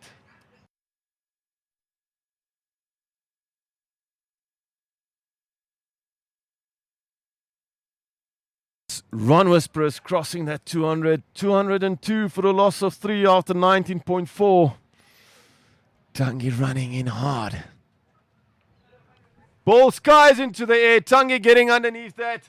And takes the catch. Brilliant catch there. And Nikki Bays has to walk back to the pavilion of the second last ball. 1 ball remaining. Wessel Myburg on 91 of 45. Nikki Bays 12 of 15. And 1 ball remaining in the bowling innings if it is a legal delivery.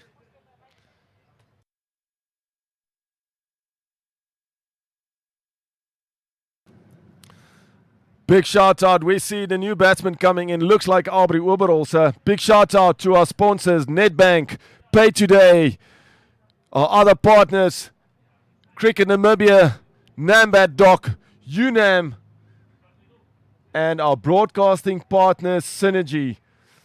Big shout out also to Afrideka for the scaffolding that they are providing for our broadcasting team and making it possible to get our cameras up there. So yes, big shout out to our sponsors.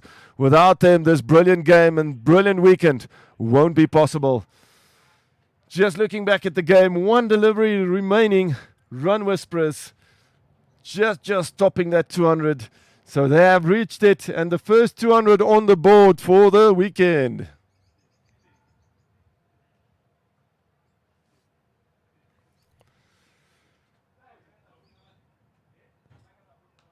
Aubrey with a big swing, but straight to the fielder, way shy to the wicket. Oh, and they go through for a single at the end. And that concludes the innings from the Run Whisperers. 203 runs for the loss of 4 after 20 overs. Brilliant bowling by the Mamas, I would say. With this new law and boundary ropes in, it would be interesting to see what can happen in the innings from the Mamas. All our viewers, all our spectators, please join us when we come back and Run Whisperers try and chase down this score.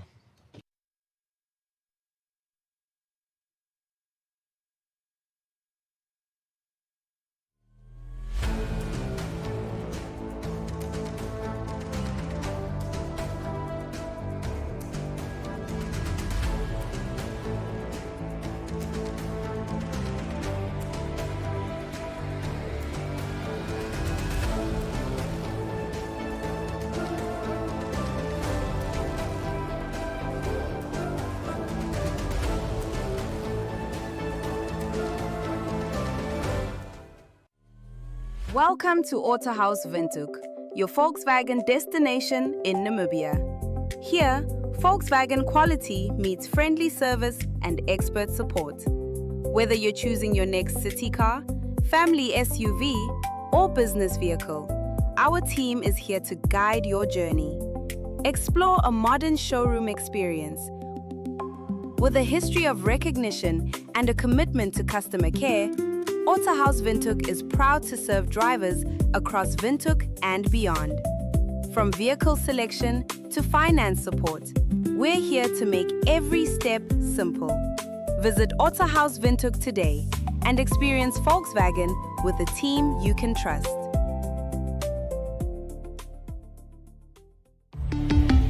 Volkswagen.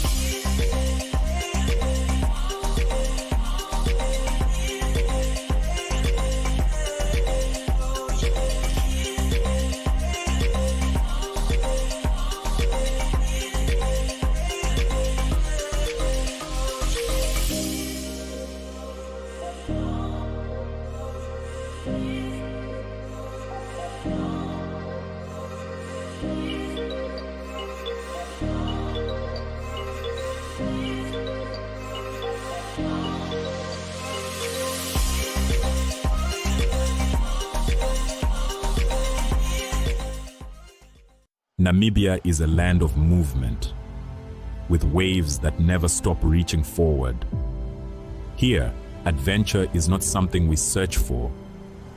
It is something we are born into.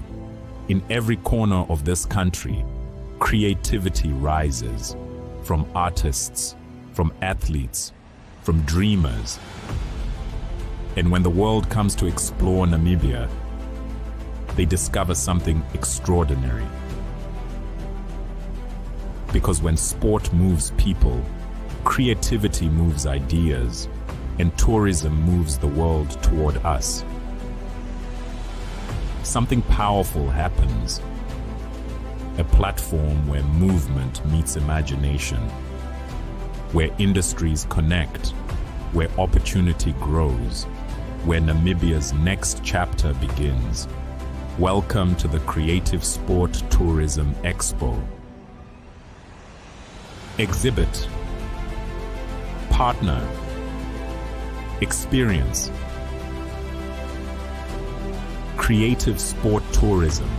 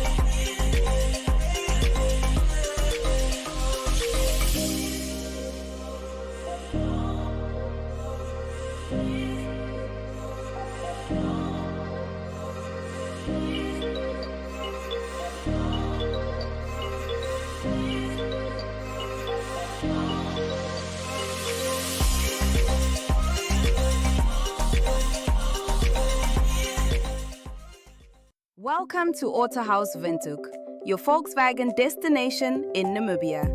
Here, Volkswagen quality meets friendly service and expert support. Whether you're choosing your next city car, family SUV, or business vehicle, our team is here to guide your journey. Explore a modern showroom experience.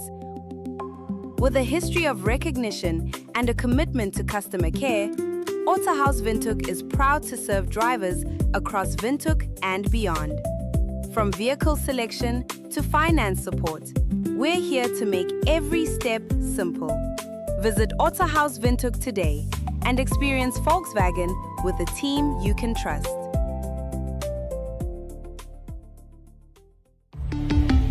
Volkswagen.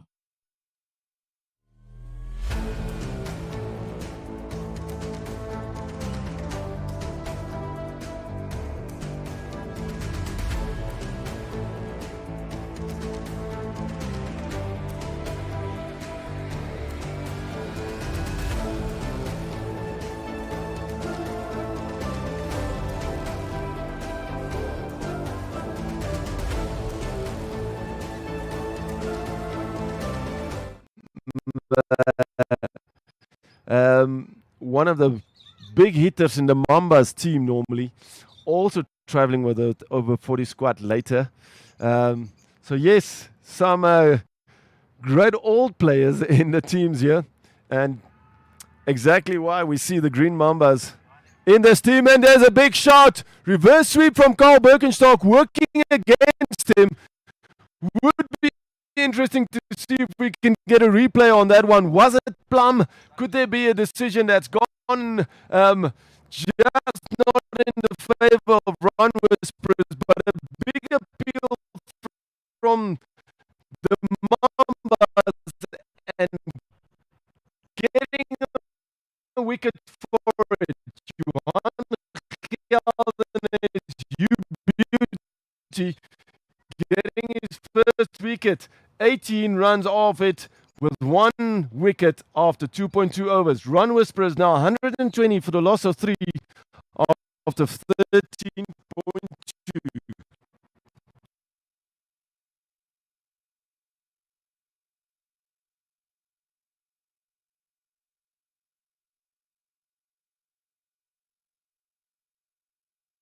Asking him a few questions. What does he think about the score? And his reply is he thinks they're still on par. They can reach that 200, which will be a defendable score. 200 runs is still very good on this pitch.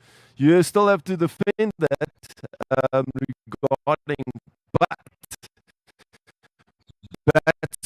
batsmen will have to show that they can stand from the Mambas.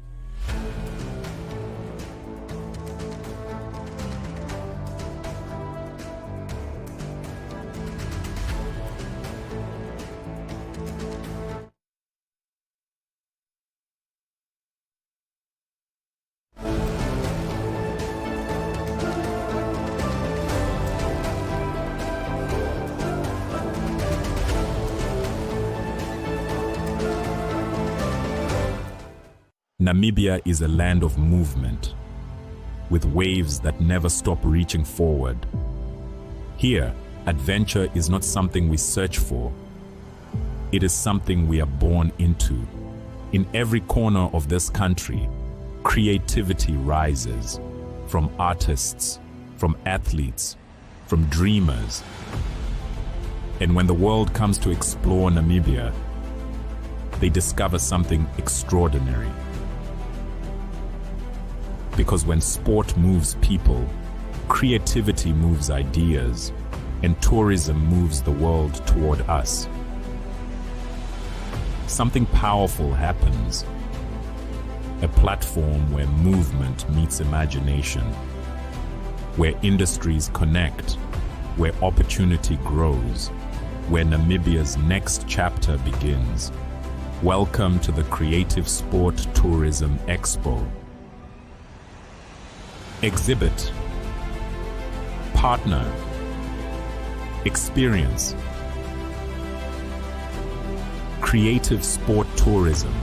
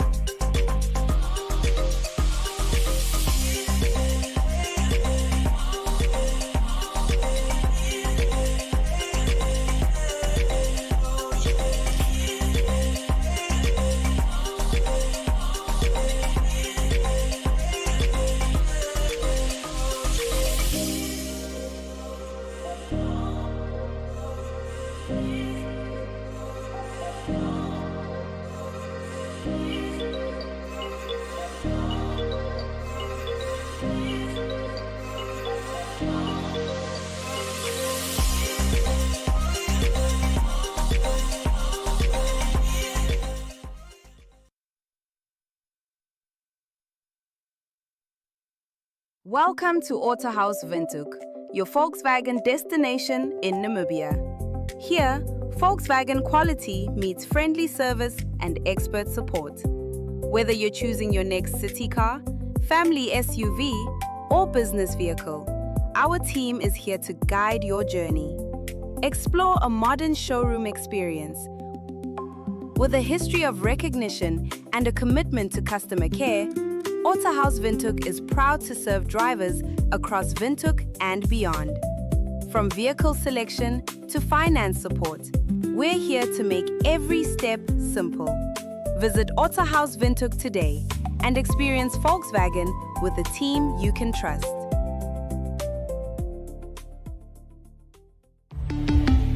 Volkswagen. Namibia is a land of movement, with waves that never stop reaching forward. Here, adventure is not something we search for. It is something we are born into. In every corner of this country, creativity rises, from artists, from athletes, from dreamers. And when the world comes to explore Namibia, they discover something extraordinary. Because when sport moves people, creativity moves ideas, and tourism moves the world toward us. Something powerful happens. A platform where movement meets imagination, where industries connect, where opportunity grows, where Namibia's next chapter begins. Welcome to the Creative Sport Tourism Expo. Exhibit, partner, experience. Creative Sport Tourism.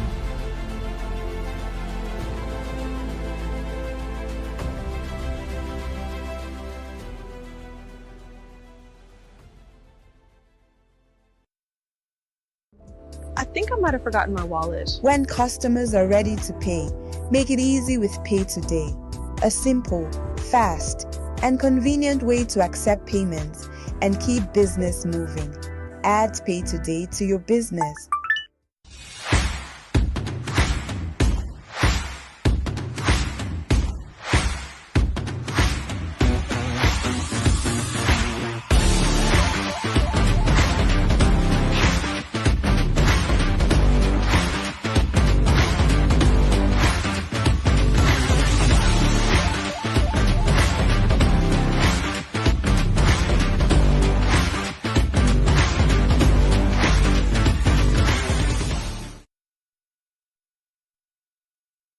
Welcome to Autohaus Windhoek, your Volkswagen destination in Namibia.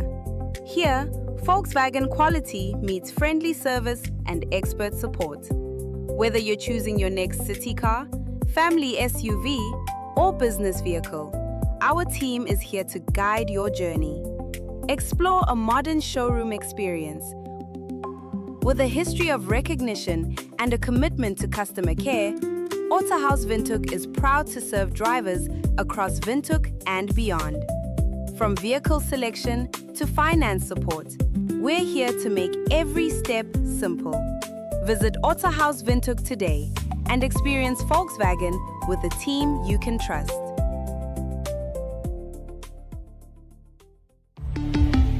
Volkswagen. Namibia is a land of movement, with waves that never stop reaching forward.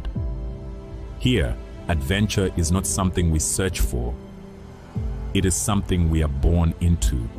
In every corner of this country, creativity rises, from artists, from athletes, from dreamers. And when the world comes to explore Namibia, they discover something extraordinary.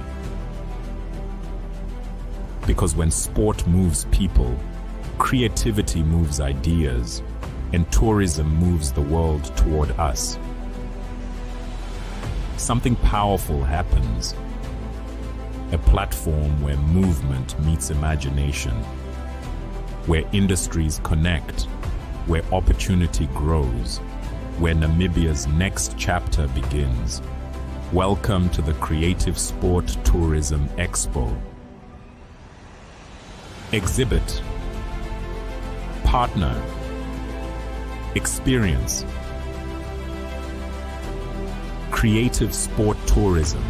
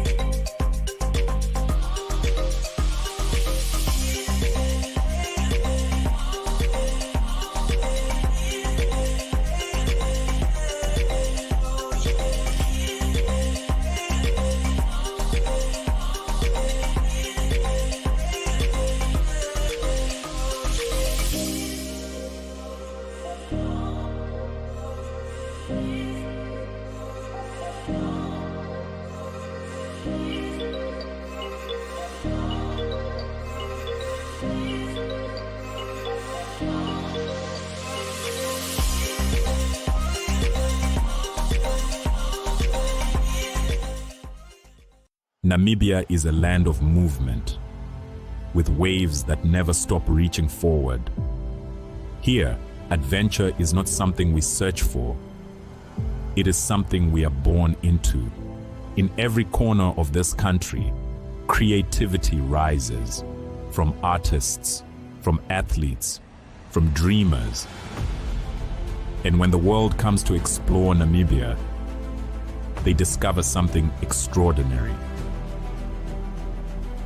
Because when sport moves people, creativity moves ideas, and tourism moves the world toward us. Something powerful happens. A platform where movement meets imagination, where industries connect, where opportunity grows, where Namibia's next chapter begins. Welcome to the Creative Sport Tourism Expo. Exhibit, partner, experience. Creative Sport Tourism.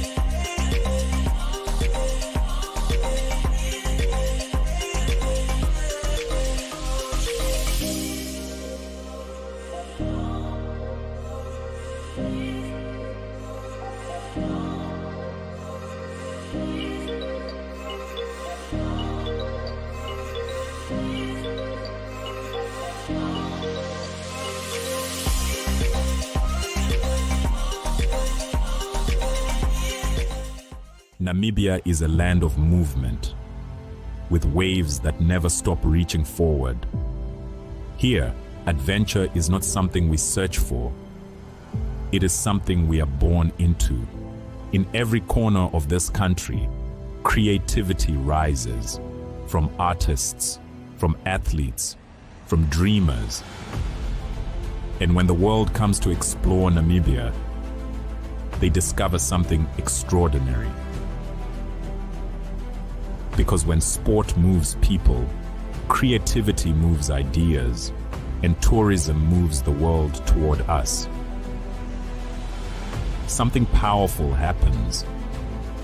A platform where movement meets imagination, where industries connect, where opportunity grows, where Namibia's next chapter begins. Welcome to the Creative Sport Tourism Expo.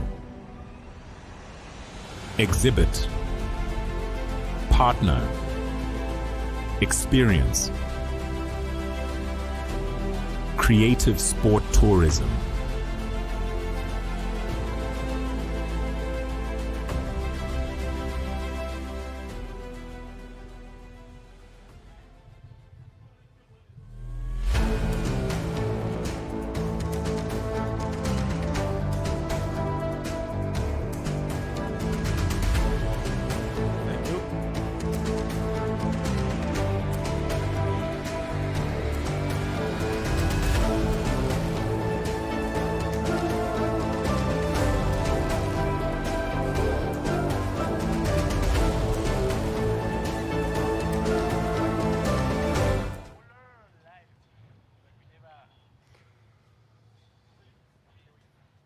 Thanks.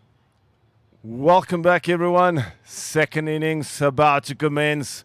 Run Whisperers fielding team is out there, looking bright and yellow as normal. Brilliant looking kit does that. Run Whisperers have mentioned a few times, probably in the runner-up for the most vibrant and good-looking kit. Mambas into bat. We see Dieter and Janse van Vieren in the middle. Openers for the Green Mambas. Not a lot of work to do, I think, if you look at the boundary. But they will definitely have to see that they score a boundary or two per over. With this new boundary set out, it could be actually a very easy game, or you could make life very difficult for you and you could look like you come up short by a mile.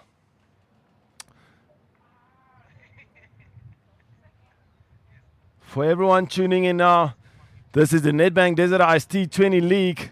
Playoffs and final weekend. Playoff today between the Run Whisperers and Mambas here on the field. And finals between Gubabas and the winning team between these two. So yes, a lot of things to play for today. And a lot of things that's going to go begging if a team doesn't perform to their best. So yes, a lot to lose, a lot to gain. And that trophy is still up for grabs for both these teams. Nash with the first delivery, quite quick, hitting the bat up high for Dieter. Dieter doing well, just keeping that one down. A bit of extra bounce there for Nash.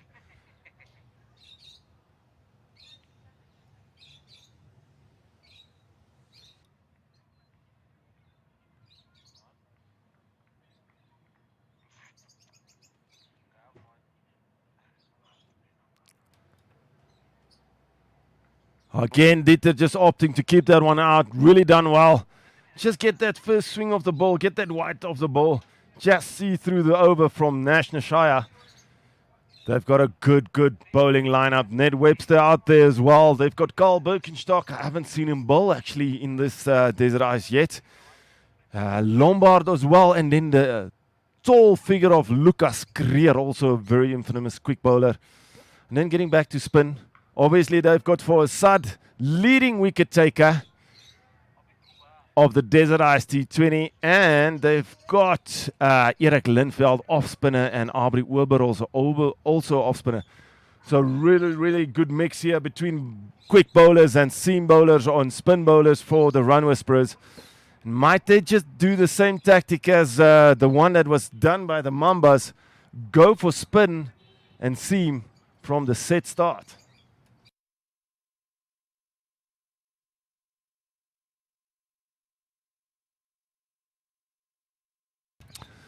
First delivery to Janse, just keeping it out, playing it to a fine point. Stopped by Assad. Just one run off the over this, not looking particularly in a direction for any team. The balance would probably come a bit later on when the run rate becomes that a bit of a worry. But as we've seen now with this new boundary, even a 10 required run rate still looks easy. Worked around the legs. They go through for a quick single. This is good from the Mambas. Obviously, we would be looking for those boundaries, but still just showing intent to get the strike rotation. This is good. This is very good for the Mambas.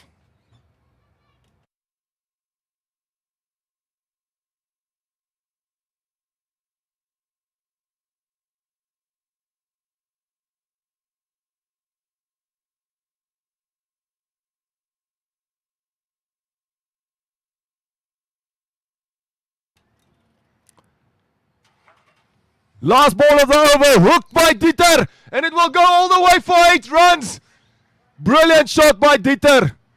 Great openings over here for the Mambas, 10 off it. Similar start to the Run Whisperers, which had 9 of their first over. This is great intent, and as I said, you only need that one boundary per over. That can cause a lot of problems for the bowling team.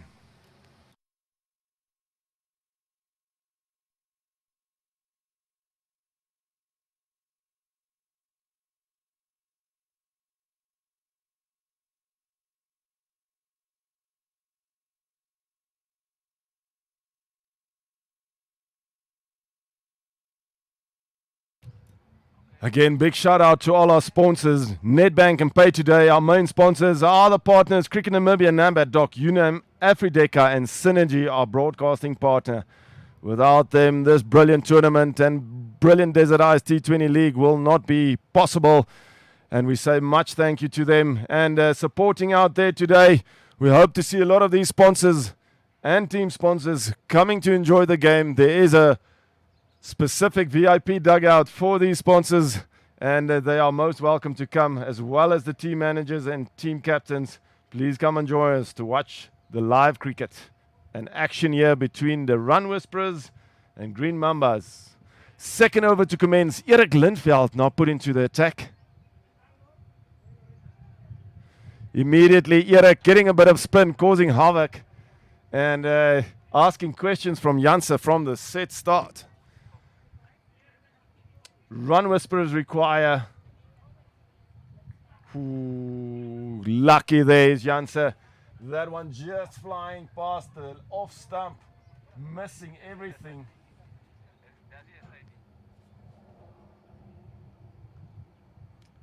Better line there and better played by Janse as well. Great over thus far by Erik Lindveld. 3 dots in a row.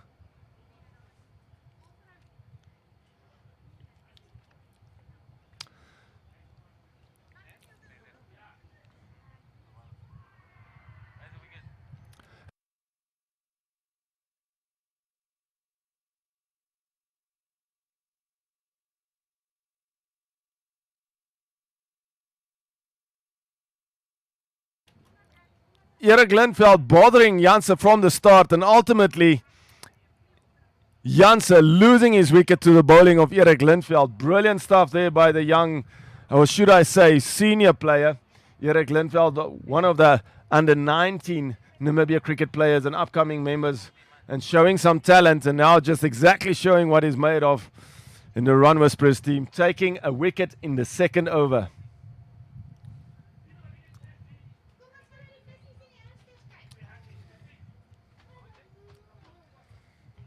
Still no big troubles for the Green Mambas. Current run rate on 6. Required is still 10.69 per over. Not a bit of a bother looking at the boundaries. But Green Mambas will have to keep their wickets intact and see that they don't lose another quick 2. It's actually easy to chase down the score if you can hit just that 1 or 2 boundaries per over and get one big over. Then it's going to make life a lot easier for the Green Mambas to chase down this huge 202 score.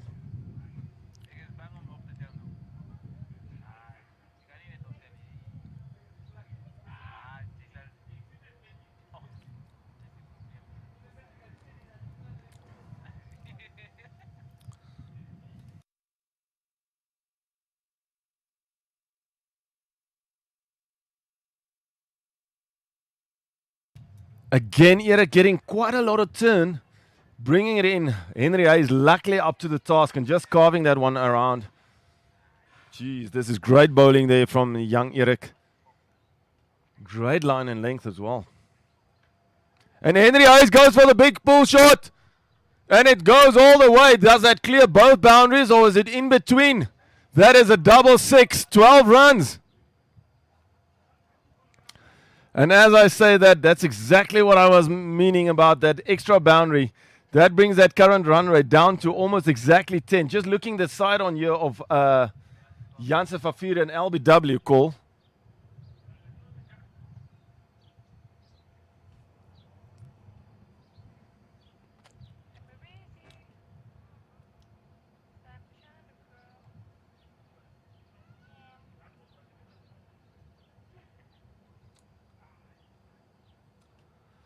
Hitting him on the front leg, always a problem, especially when that's in line. Could have been turning away a bit, would have been nice to see the long on-camera shot.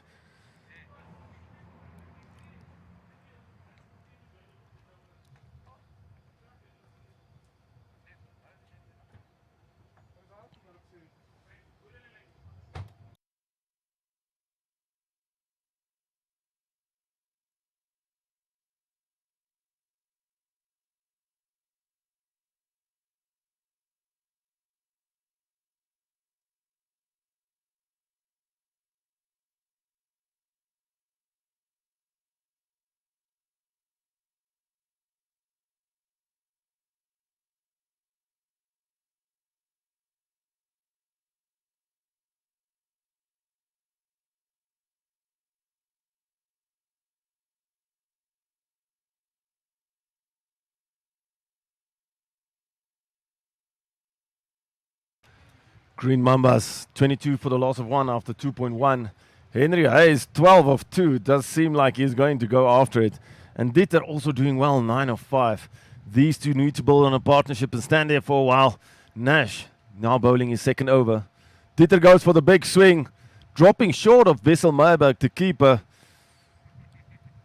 Does seem, and as Wessel said in his in-between after the first innings quick chat, just one or two comments from inside saying that the pitch does seem a bit slow. It sticks a bit and will get better as the day progresses. So we see that now, but still the ball not carrying that nicely to the keeper. So yeah, Vesey, the first 100 of the Nedbank Desert Ice T20 playoffs and final, scoring 101 of 41 balls. Amazing knock by the young man.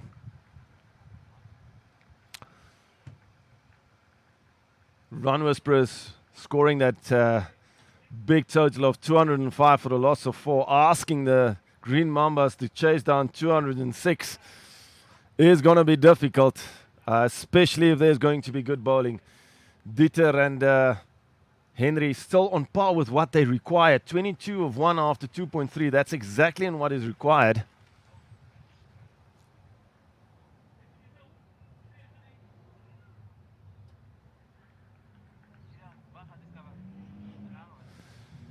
Dieter going there for the hook shot, not getting of it, hitting the body. I hope he's okay. Ball just falling short to the point side and off the body, obviously. And just walking down the pitch, just having a look. There was a bit of an extra bounce there. Nothing serious in it. Dieter just looking to the umpire. Oh, there won't be any calls for that. Not that high.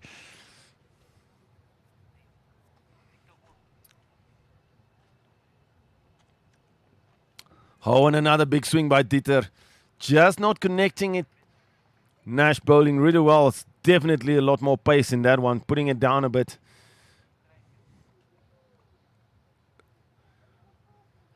Umpires, a few comments from previous games. Just need to be wary of that front foot from Nash. Nashaya has been bowling a few no balls and they haven't been called. So yeah, just to have a look at that as well. But still, brilliant pace shown by the Nash.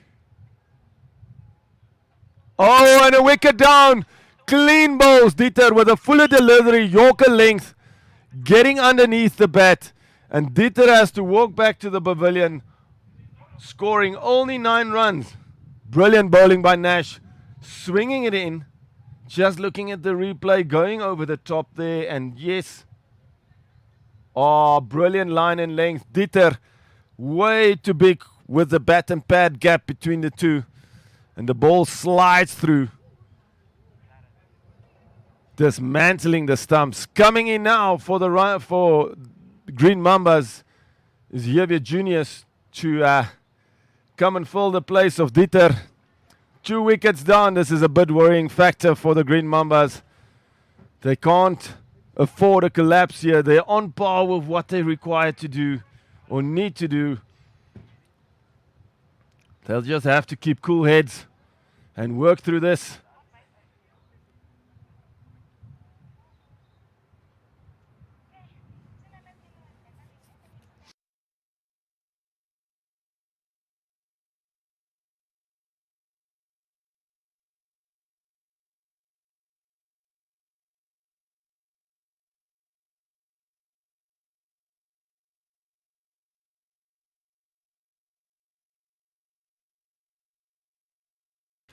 Henry Hayes goes for a big heave. That's on top of the APS grandstand next to it. 12 runs it is, and this is exactly what I said. Starting the over with a 12, that puts back all the pressure onto the bowler. Bowler now have to be strategically thinking of what next to do. Anything in that arc of Henry Hayes is he's going to go for it. Massive, massive shot there. As we have seen with Vesey. Vesey connected one that actually fell into the parking lot. Guys have brought out their big bats today, it does seem.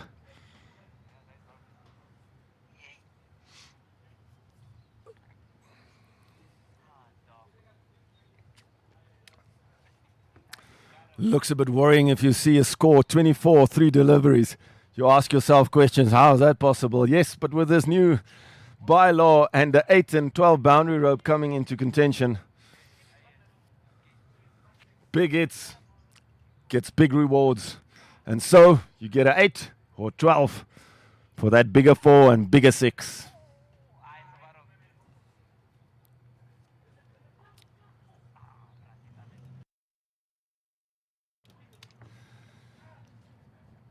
As we have a bit of a delay here, just getting back to the first leg and second leg of the season.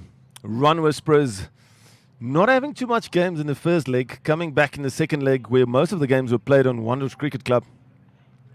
And coming back really strong where the Mambas started off with a bang when games were played on United.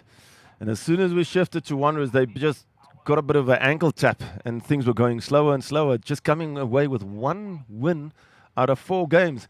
Henry Hayes going for another big shot. Will that go all the way? Hitting the first boundary rope. Will it go to the second one? Yes. And that is 8 runs. 20 of the first 2 balls. Brilliantly from Henry Hayes. A bit of pressure there on Eric Lindveld. Not bad bowling. Henry Hayes is just going after each delivery, as he has done in the whole Desert Ice T20 challenge.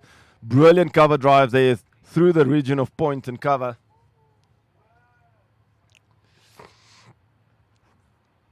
Better delivery there. Straighter. And they turn for 2. Javier comes back for 2. Henry Hayes has go to far end. Brilliant call there by Javier. Quick between the wickets. And they steal actually that second run.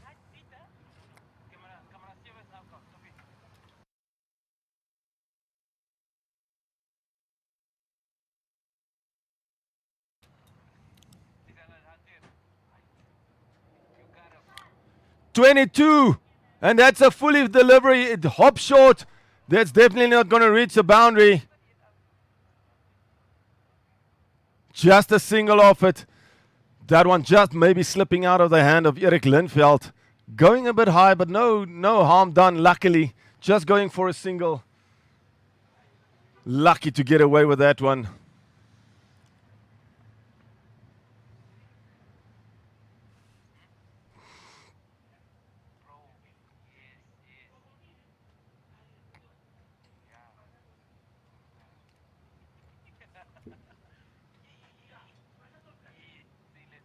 Oh, and Javier keeps out his first delivery. 1 left in the over.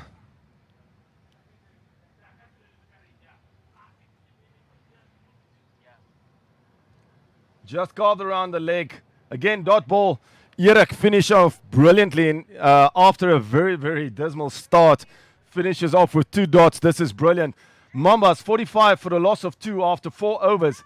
That gives them 11.25 run rate, which is brilliant, bringing that required run rate way back down to 10.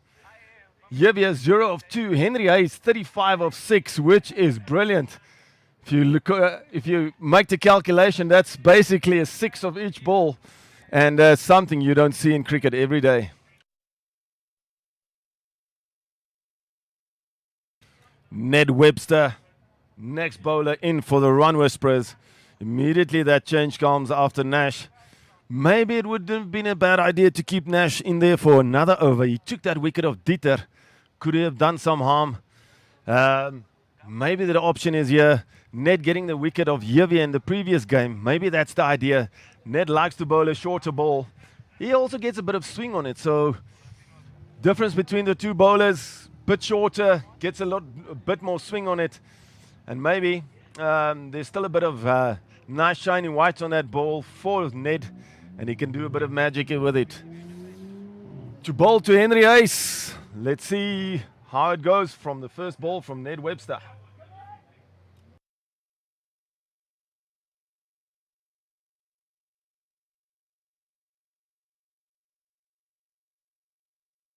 Slower delivery, just punched.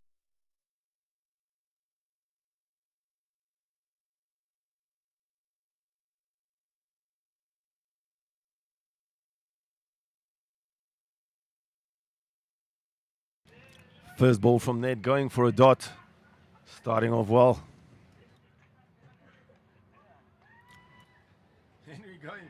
Henry is going for the big cut shot. Just getting a bit of a thicker edge on it between point.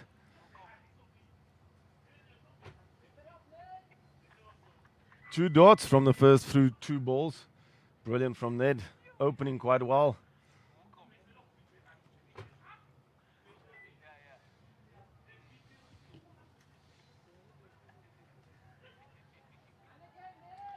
Another dot. Henry Hayes just needs to keep a cool head here. Don't let that pressure get to you. There's still 15 overs left to chase down that 150. Not to worry about it now, Henry. Just get that cool head. You need to stand there for the Green Mambas. You need to score a lot more than that 35. Oh, brilliant bowling by Ned.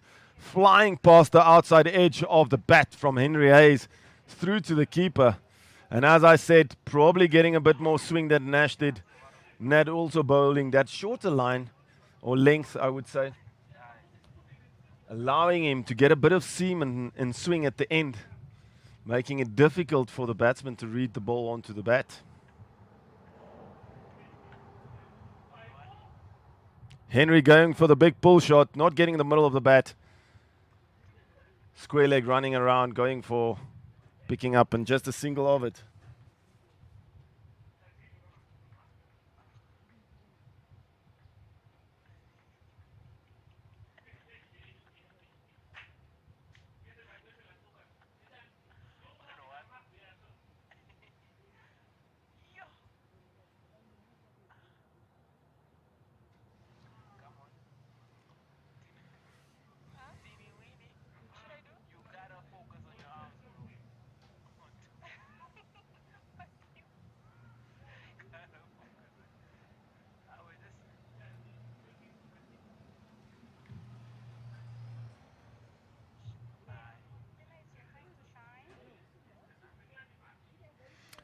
Over up there by Ned. Brilliant over. Only the 1 run off it. Barring back Henry Hayes, who whacked the over before that. And coming back is Ned Webster, pulling things back for the Run Whisperers. Current run rate 9.2. Required run rate now hopping up a bit, 10.6, 10.67. Score 46 for the loss of 2 for the Mambas after 5 overs. Still a lot of overs left in this game. Surely Green Mambas, if they can keep their wicket standing, as they have, will have a chance to chase down this score. Surely Run Whisperers will be thinking, with another wicket or 2, this game is in our pocket. And that's why they're now bringing on Lucas Creer, who's probably now going to partner up with Ned Webster from the other side. Two quickies, both liking a shorter length delivery. So normally asking the batsman to pull that ball off the midriff, hip height.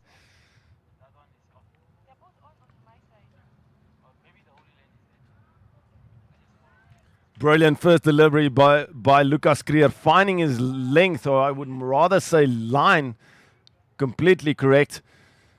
Henry Hayes just punching that back to covers.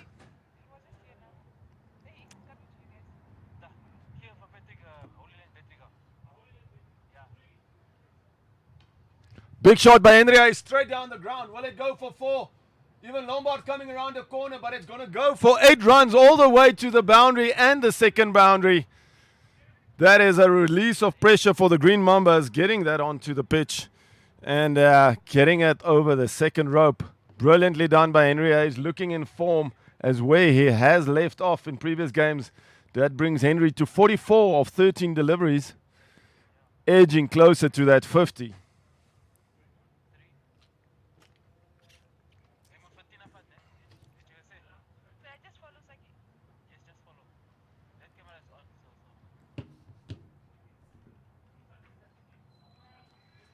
Oh, and Lucas pulling it back. As I said, he likes a shorter delivery length or length delivery. And the ball not coming up that high. I think Henry Hayes expected that one to come up a bit higher, more in the rib region. And it didn't, just putting the bat down, keeping it out. But still, brilliant bowling by the young Lucas Creer. Oh, brilliant cut drive there by Henry Hayes. Going over the first boundary. Will it trickle to the next one? Yes. Another 8 on the scoreboard for Henry Hayes, and that pushes him over his 50. 52 runs of 15 balls for Henry Hayes. Bat in the air. Thank you, guys. Brilliant knock by the young man. Or should I say senior man. Similar to what Vesey was doing for the Run Whisperers. Henry Hayes is filling a big gap here for the Green Mambas. Will have to stay there. Just needs to think about the bad ball and the fuller delivery. Keep out the good one. Again, great length delivery there by Lucas. Just a bit wider outside the off stump. Henry Hayes not really up to it and just pulling out at the end. Good decision, I would say. You have 16 of the over. Last ball of the over coming up.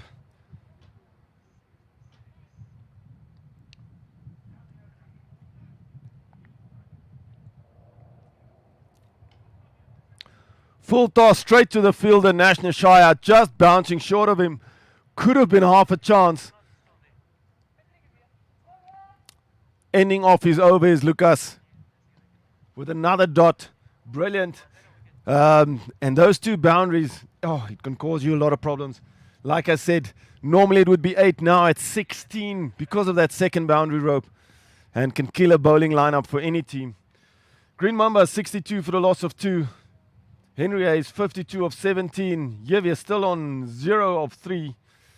Current run rate 10.33. Required exactly the same, 10.3. So game is on par at the moment. All in the balance. All up to who's going to lose a wicket next, or who's going to try and see if they can stand there and score just as close as possible to strike rate of a runner ball, to give him a chance in the last, say, 6-5 overs to chase down that last 50-40 runs. Ned Webster to commence from the southern end to Javier Juniors.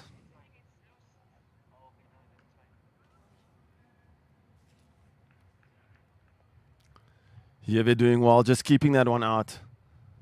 Needs to back up Henry Hayes. He needs to stay in there with him. Just needs to have a cool head. Talk to each other. Don't get yourself run out. And Henry will definitely pounce on the bad ball and send it to the boundary.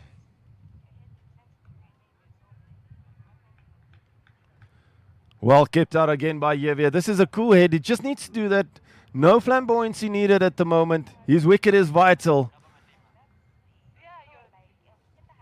Still, good bowling from Ned. 2 dots to open. This is brilliant.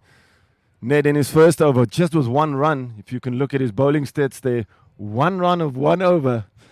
And still, oh, big thick outside edge from Javier. Lucky to get away with that. Keeper diving to his left. Will it go to the second boundary? Yes, it reaches the second boundary. Another 8 runs on the board for the Mambas.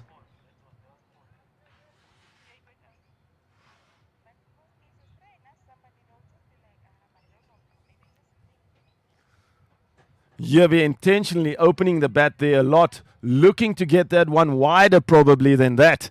But yes, getting the fine edge on it. Bessie doing his best to get to his right. Moving, shuffling, and then diving. Just outside the reach. Again, Javier with a nice, brilliant drive. Goes through for a single. This is great from the Mamba. Strike rotation is happening as well. And that's 9 of the over, exactly what they need. With still 2 balls to come. Javier just getting himself off strike. This is what you want to do for all the youngsters and players out there. You need to strike rotate as much as possible. If there's an informed batsman between the two, you want to give him as much strike as possible. And that tension as you as a batsman building on you after a few dots, just to release that and just to keep your mind going. That's more like an emotional. Oh, and there's clean bowled. Ned Webster coming up with a brilliant wicket. Yorker length delivery, hitting the off stump. This is amazing from Ned, taking a wicket off the vital and the very, very dangerous Henry Hayes.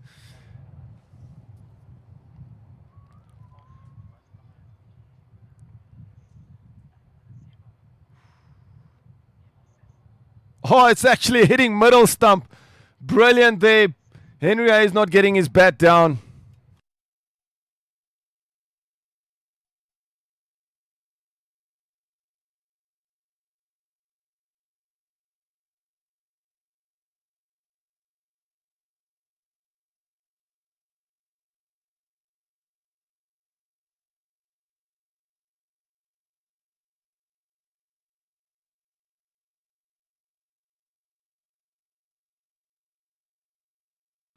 New batsman coming to the wicket.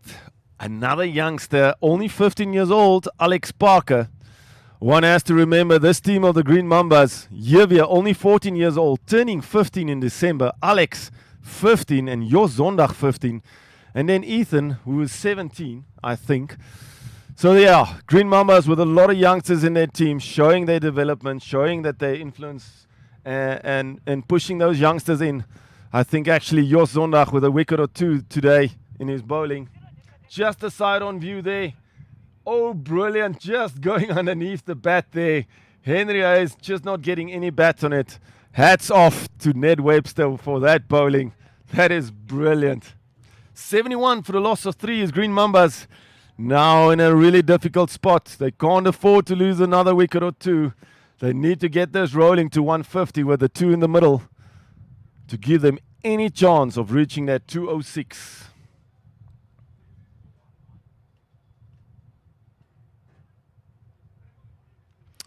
Two in the middle, Javier Juniors and Alex Parker, first division players for Green Mambas, have played quite a bit of games together, so these two have batted a few times, so we'll definitely know what's the job at hand. Alex just reading that one, getting it just down, taking the safe option, punching it down. Would be interesting to see who's going to become the enforcer between these two.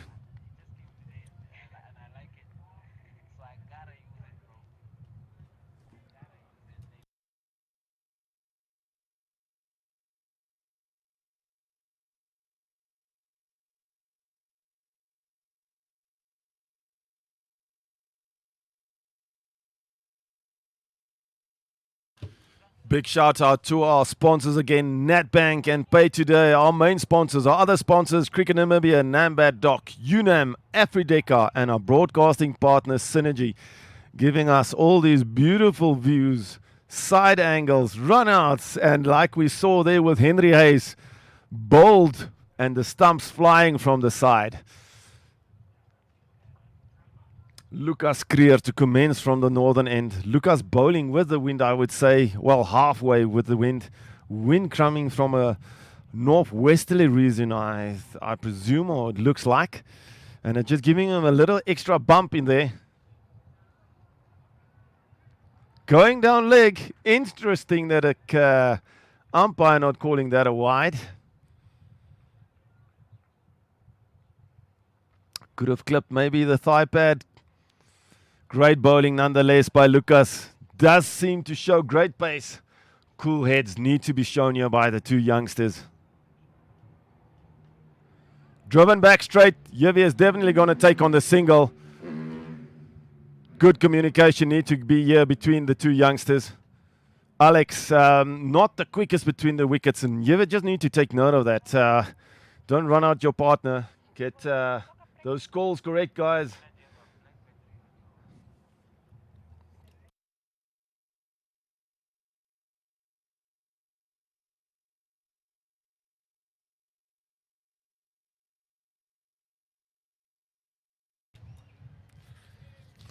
Last 2 overs not going the way of the Green Mambas.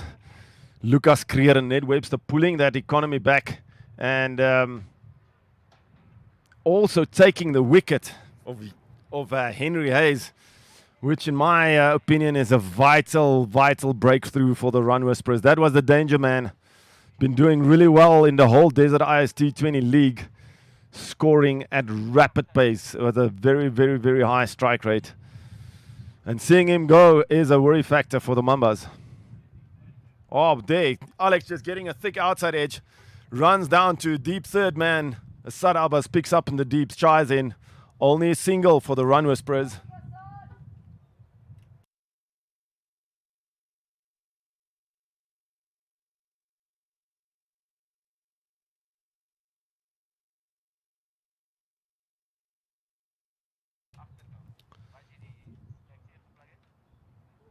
Again, just going wide. This delivery, will that go all the way? 8 runs. That will definitely be... Umpire actually signals so that I had to come off the bat. Vesey was diving to his left, trying to stop that, but surely Yivi then got some kind of a fine trickle on that and runs to the boundary.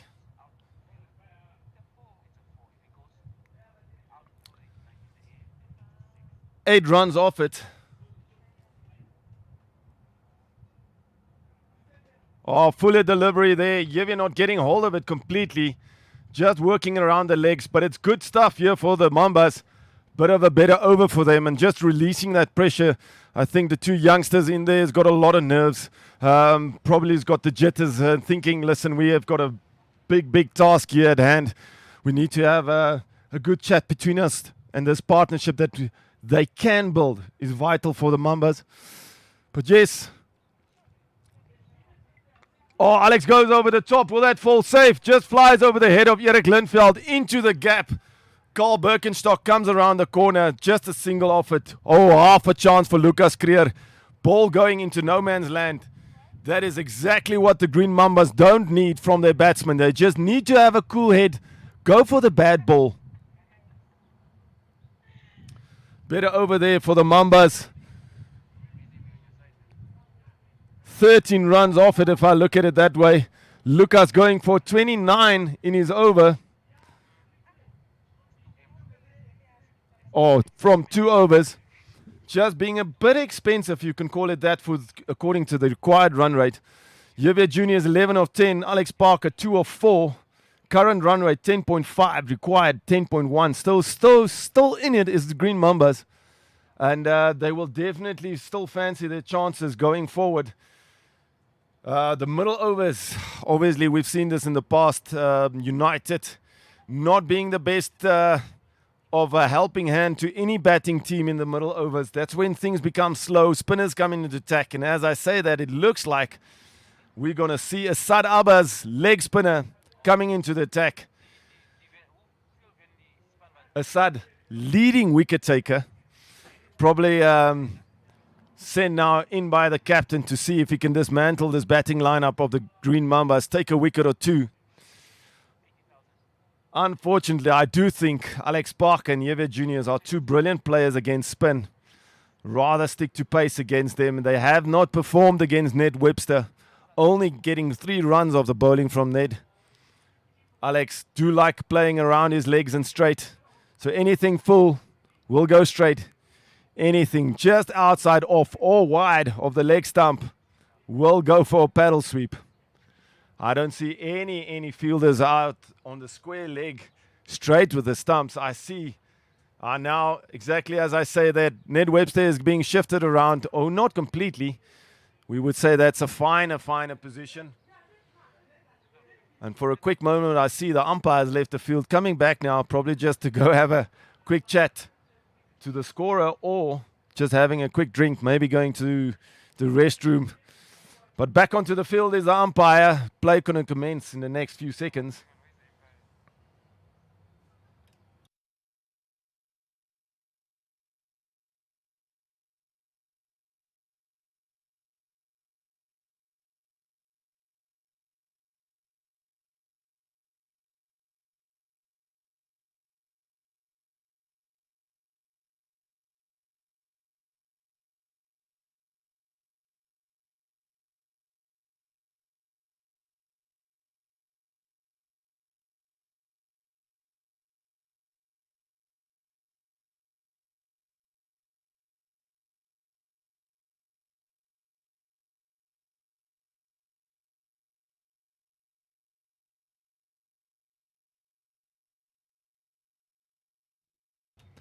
First ball from a side, just a bit too full.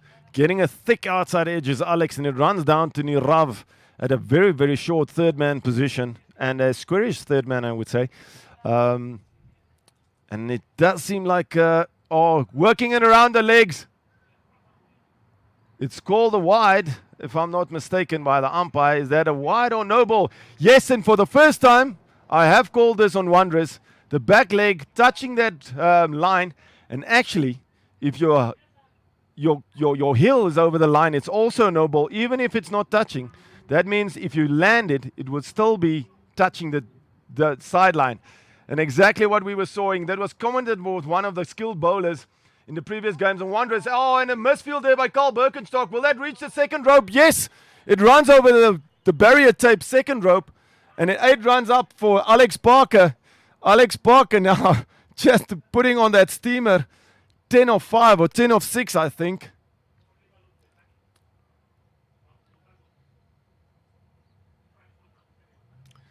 Ten of 7, apologies. And a bit of a partnership building here between Alex and Javier. Alex again playing straight. They're going to rotate the strike. 1 down to long on position. Aubrey Oberholzer, or is that Erik Lindveld? No, Aubrey Oberholzer picks up Shires in. Is that Aubrey?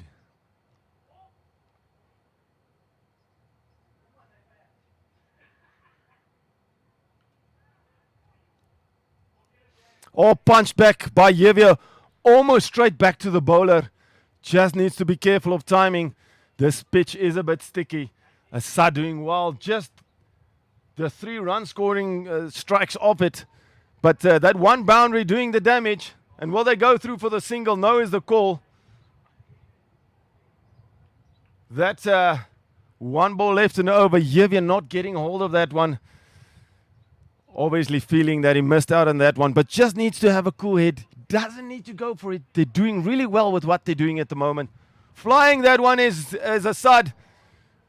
Nash putting his leg out. Javier trying to drive that to the boundary. Unfortunately, directly to Nash. Nash probably getting a rather hard knock there on the calf, I would say. And only a single. Strike rotation. Javier now again on strike. Javier, 12 of 13. Alex, 11 of 8. Mambas, 93 for the loss of 95 for the loss of 3. Current run rate 10.4 in that region. Required 10.9. Both teams here in it to win it. And I must say, the balance is properly in the hang here between the two teams. Whatever happens from here on in up to 150 is probably going to decide who's going to walk away for that final position for our final match against Gubabas tomorrow.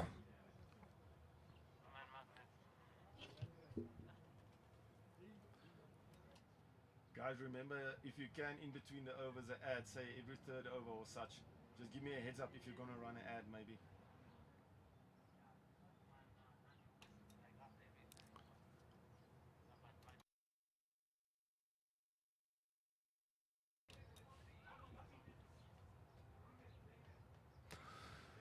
First ball there. Is that Christoph van der Merwe? Yes, Christoph van der Merwe, new bowler in. Bit of a stagger there in his run up to the wicket, and first delivery just sliding wide. Loosener for Christoph to Javier.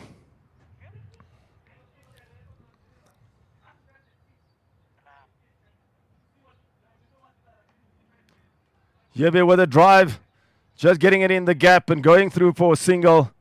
Two in the middle, looking now a lot more relaxed. Probably some of those nerves has gone down, feeling that they can hit the ball to the boundary, getting the ball to go onto the bat. Must be intimidating when everyone on the field is older than you, and you're always feeling like you're the younger one and less experienced between the lot. So yes, hats off to the youngsters for showing their skill, coming to the game. Oh, and over the top goes Alex. Intent was there, maybe just had to put more on it. They cross for another single. Alex living a bit dangerously there, could have easily have gone to hand. Nash with a very, very defensive offside field set here. We see a short, long off. Nash in an extra cover, or I would say cover region, extra cover. We've got a sweeper out, Ned. And then we still have a third man. Javier goes around the corner. Will that go to the boundary? No, probably. Picked up just in front of the boundary rope. They turn for two. Great running by Javier, putting on that wheels. Alex calling for that second one early enough for Javier to turn around. Brilliant, brilliant stuff between the two youngsters.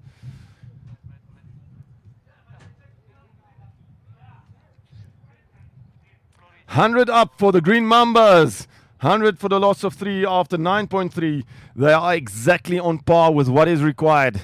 Wickets are probably the most worrying factor for these for the Green Mambas. Oh, brilliant shot there by Javier. Very late cut. Going down to deep third man. Assad picking up, shying in. Another single for the Green Mambas. Hard work, it seems, out there for the two batsmen. It doesn't seem like those boundaries are going to come easy.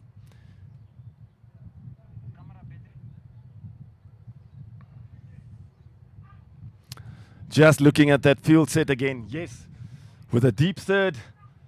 Point also very fine around the corner and a sweeper out. Oh, big shot again. Will that fly all the way? Are they coming underneath it? Again, ball falling in no man's land. Alex going for the big heave. Alex needs to keep a cool head. He doesn't need to go for that.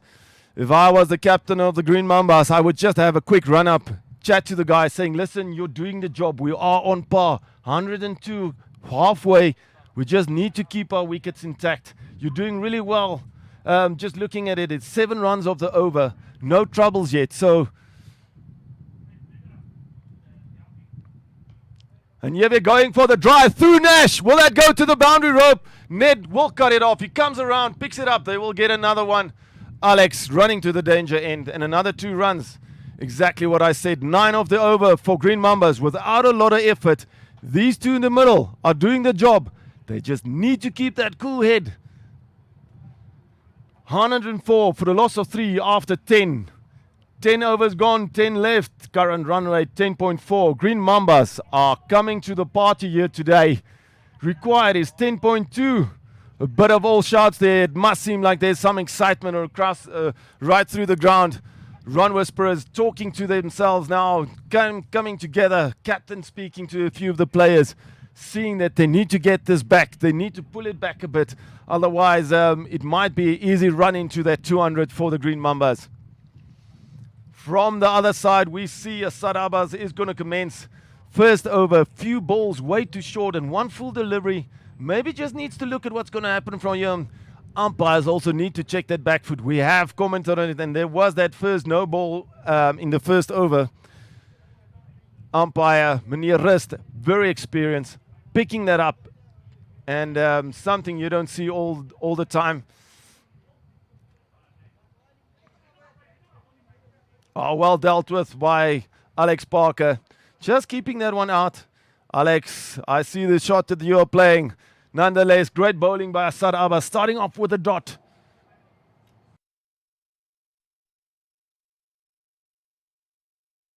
Alex going for the big shot through covers, and it's through Carl Birkenstock. Will it reach the first rope? Yes, 4 runs. They are chasing for that, and yes, it is a 4 on the scoreboard. Brilliant from Alex, flinging the bat at that wide outside Nash. And as I said, Alex particularly strong, especially in that straight region. Offside, onside, and then if you're going to put anything just a bit to his leggish, he is going to try and pull you. So Alex showing exactly where his strength is. Again, very straight, unfortunately straight to the fielder. Alex just picking the fielder there. It looks like Aubrey. Yes, Aubrey, the captain in the D, picking it up, shying in. Nonetheless, a single. This is good. Strike rotation shown there.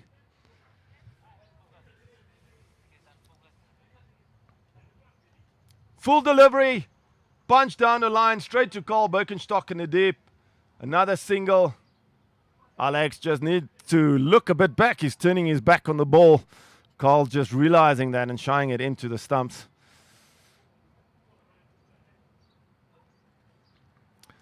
Run Whisperers probably now thinking they need a wicket. Mamba's thinking we need to keep this partnership lasting. Alex 18 of 13, Javier 19 of 18. This is great. Almost 40-run partnership between the two. Probably more than that with the extras included. Again, straight down the ground in between the two fielders, but it will only be a single. Again, Aubrey collects, shies in. Nash maybe needs to rethink his bowling tactics here. A lot of fielders on the boundary. I think there's actually 5 out just now. Just pushing outside those leg. Hook side. Again, straight to the fielder. Even Lombard picks up another single. Javier couldn't find the gap, but still doing well. Strike rotation is exactly what they need. 8 runs of the over. Brilliant between the two youngsters. They don't need to do more than that. Cool heads up to year 9 or 8 runs from here on in would get them that 80 on the board.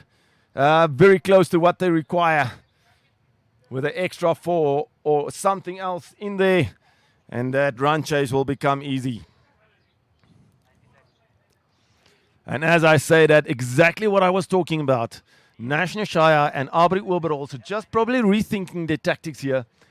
Erik Lindveld coming to the attack again, taking that vital wicket early up and trying to see, listen, he is an intimidating bowler, brilliant line and length, has got the wicket a few times of both these players. So would be thinking, is this another chance? Driven straight into the gap. Aubrey Wilbur also chasing that down. Oh no, Carl coming around. Just a single off it.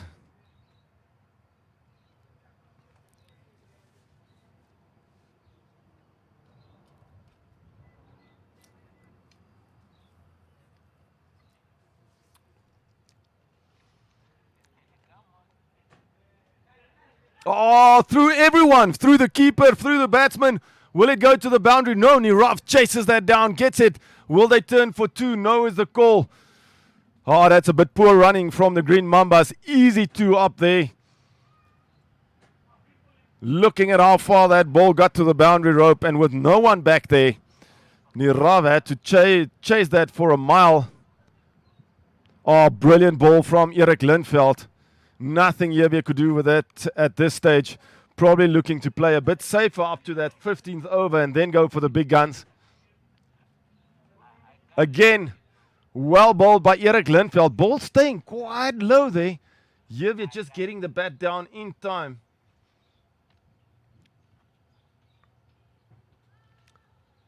Big hook shot by Javier. Will that go to the boundary? Nirav chasing that down. 4 runs still, collecting it, almost going to the second boundary. Nirav almost throwing it over the second rope there. Bit of laugh, I would think, and a bit of a scare there for him. And yes, boundary of that penultimate ball, final ball to come up. 6 of the over. Full delivery. Javier just drives that for a single straight to Carl Birkenstock.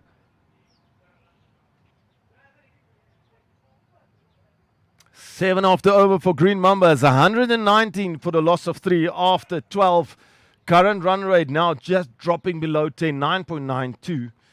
Required charges popping up a bit, almost 11, 10.88. But looking at that circumstance, one boundary gives you 8 if you can cross that second rope. And probably what Javier and Alex is thinking, listen, we need to stand here till over 15 and then go for it, all guns blazing. There is quite a few batsmen still to come in, but we don't want them to do the job. We want to give them something at hand that they can work with, and maybe just need a odd 30 or 35 runs to reach that goal. And again, bowling change, as I said. Wicket taker Ned Webster taking that brilliant wicket from Henry Hayes, the enforcer, as we call him in the Mambas team. He doesn't know how to block a ball. He only knows how to hit them over the boundary, is Henry Hayes. Ned Webster, brilliant throughout the season for Run Whisperers. Not taking too many wickets, but his economy, brilliant. Just above 8, I think, is his complete economy. Oh, and again, brilliant delivery to Javier. Javier keeping that one out, dropping the bat really low, similar to how we saw Henry Hayes go out. This one just kept out by Javier, really doing well. We must say, Henry Hayes, a bit of an older chap compared to Javier, almost 3 times his age. Probably couldn't get that ball down the bat down that low early enough. And unfortunately, just losing his wicket there. Oh, and bit of a miscommunication there between the two. Luckily, no is the call. Alex needs to look at those gaps. He needs to look. A block shot just needs to go into a direction. Blocking is good, but we need to look for rotation. Is probably what the captain is engraved into them by now. Ned Webster, a dot from that last ball, doing really well. Fuller delivery, is that in the gap? No. Pressure going back. That required run rate now bumps up to 11.5. Javier and Alex just needs to keep an eye on that. Important to keep the strike rotation, as I said previously. Still a very packed offside for Nash. He's got a square leg out. He's got someone in the deep, and there Alex pops one into the sky. Pressure was building. Didn't need to do that. Just could have gone down the ground. And he loses his wicket.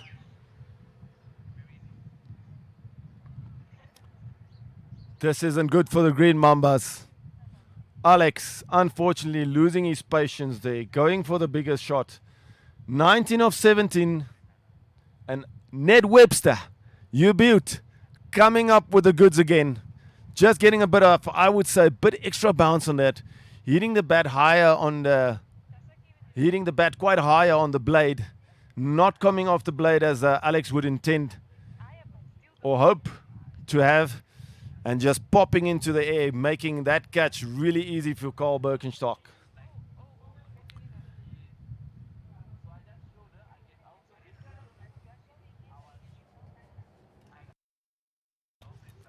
New batsman in. If I have a look by it, it looks like Johan Geldenhuys, another senior player of the Green Mambas.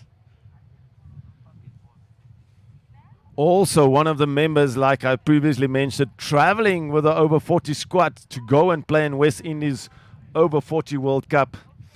More seen as a bowler than a batsman.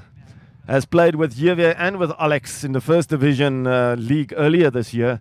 Quite well, and captaining that team to that second spot is Johan Geldenhuys.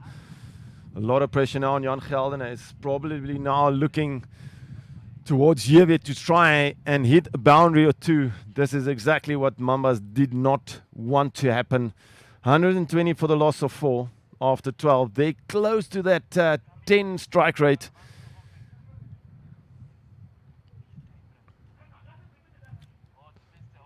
Oh, Ned just falling off wayward with that one. Sliding down leg side. Wide called by the umpire.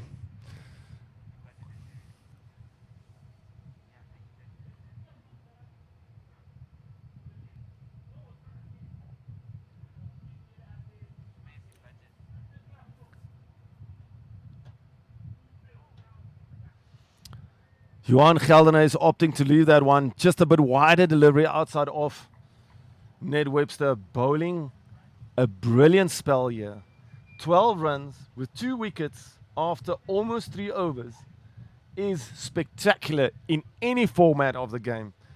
4 runs per over, if you can call it that, up to now, with a wide in the pocket. Brilliant, young man. And that's through everyone. Just misses everything. And Dasim Niraf comes around. No, that's a Sad. Picks it up. It goes through. No call from the umpire. So that is the end of the over. A single off it, I would say. A bye off it. Just 3 runs and the wicket of that over.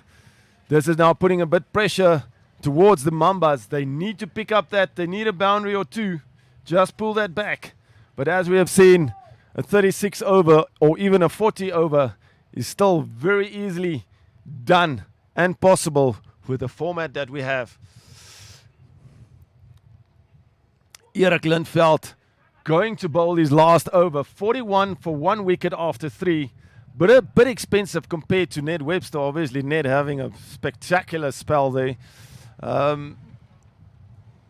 would say this is probably a gamble by Aubrey Oberholzer and Nash Nashaya to captain and vice captain to see if Erik Lindveld can't take another wicket. Really bowling well today. Line and length quite well. Just not getting, I would say, the best from the wicket. Oh, and Johan Geldener is going for a big heave. Huge bottom edge straight back into the pitch and just goes to the square leg side. Not going far though. Yes. Yes. Playing it around the legs is Johan Geldener as he comes up with a single there. Nash Nashaya, the man with a yellow hat in the middle, picks it up. This is brilliant from Erik. This is a call creating a lot of pressure on the batting team. And immediately Yevi goes back. This is a bit more intent now being shown by Yevi. Started off really slow, probably thinking now, oh, I don't want to put my team under too much pressure, but I just still think they need to hang back till over 15, 16 before they press that complete pedal and say, listen, too quick, 30 overs, and we can get a big score. And as I say that, Johan Geldener sweeps it around his legs. It's going to go for 4. It's not reaching the second boundary. That's 4 runs. Brilliant stuff. Johan Geldener is a leg spinner. He likes sweeping and always one of those fellas that's going to live dangerous in the middle, going for each shot. 6 runs of the over thus far.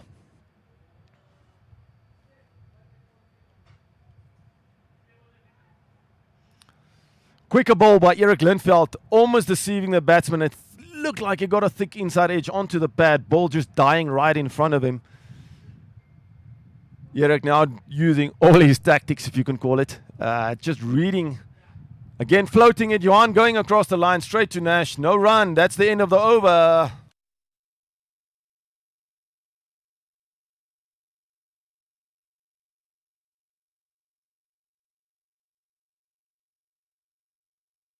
Paying school fees?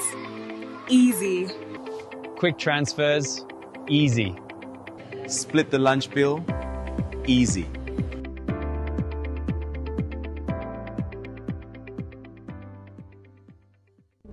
I think I might have forgotten my wallet. When customers are ready to pay, make it easy with Pay Today. A simple, fast, and convenient way to accept payments and keep business moving. Add Pay Today to your business.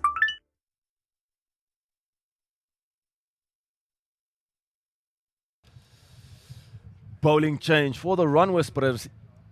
Ewan Lombard, also a seamy, quick seamer, coming into the attack, replacing now Ned Webster, who had a spectacular bowling spell. Aubrey and Nash probably keeping him back for the final or penultimate over in the innings. And Yevi has faced Ewan Lombard quite a bit, probably knows exactly what needs to expect from him.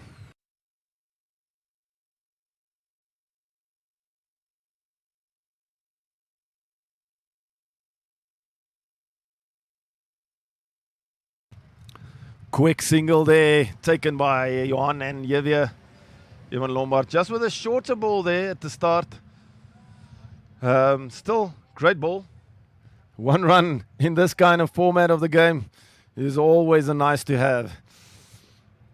Just looking at the stats, required run rate now popping to 13. Green Mambas now just need to open their eyes a bit and say, listen, either we need to step on it like we said. And as I say that, ball keeping low, Johan Geldener is clean bowled. Evan Lombard comes up with a wicket, immediately brought into the text. Second ball of his first over, takes out the off stump, leaning back. This is exactly what the run winners would have asked and required. They now put all the pressure back onto the Mambas. Stayed low, stayed low, stayed low. Pitch not being consistent. And Johan completely playing over the top of that. No front foot, I must say as well. Probably had to decide between the two. Maybe the front foot option could have just kept that bat a bit lower than normal. And swinging at that. Probably looking to get that into the gap in the covers. Another wicket goes down. Mambas now 129 for the loss of 5 after 14.2.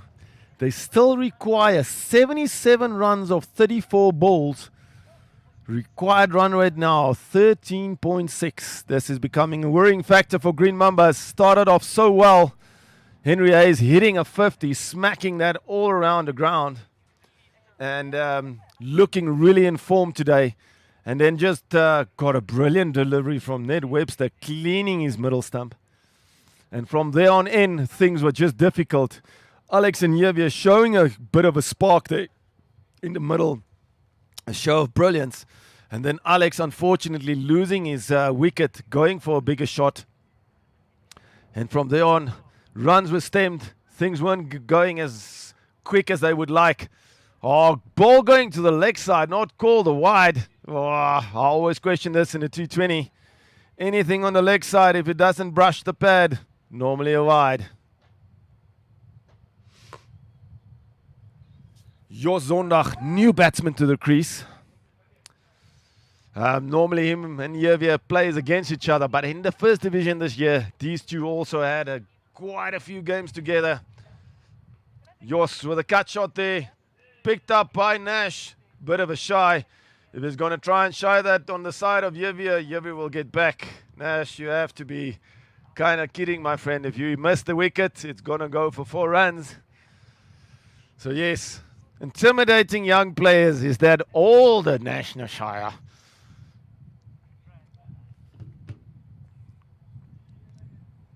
Another one on the up. Jos not getting anything on it properly. Another dot for Evan Lombard. Brilliant spell here by the senior youngster, as I may call him now. 19, 18, I think, in that region. A long-standing player also of the Run Whisperers team.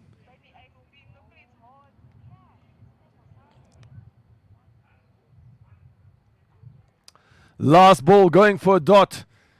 Spectacular over here by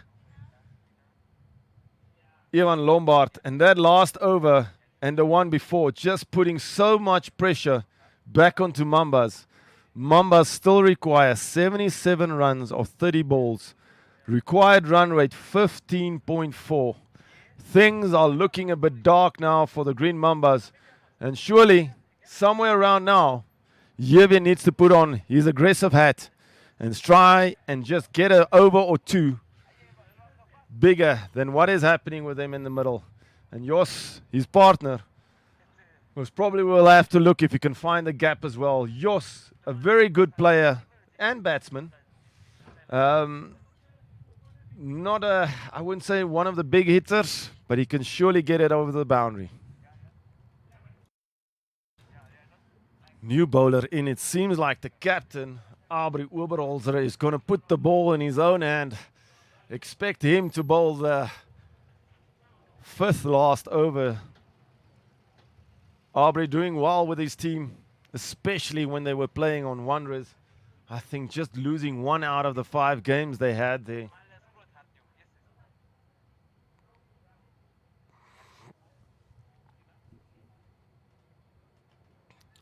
Immediately, Yevia on the drive, getting it in the gap. Aubrey bowling a spectacular fuller delivery there. I don't think the line is that important, but the delivery length, not giving Javier any room to go over the top. He can only drive that, so he needs to make space for himself if he wants to get that in the squarer region. And now with that comes some difficulty. You can lose your wicket, get bowled, get a top edge, something like that.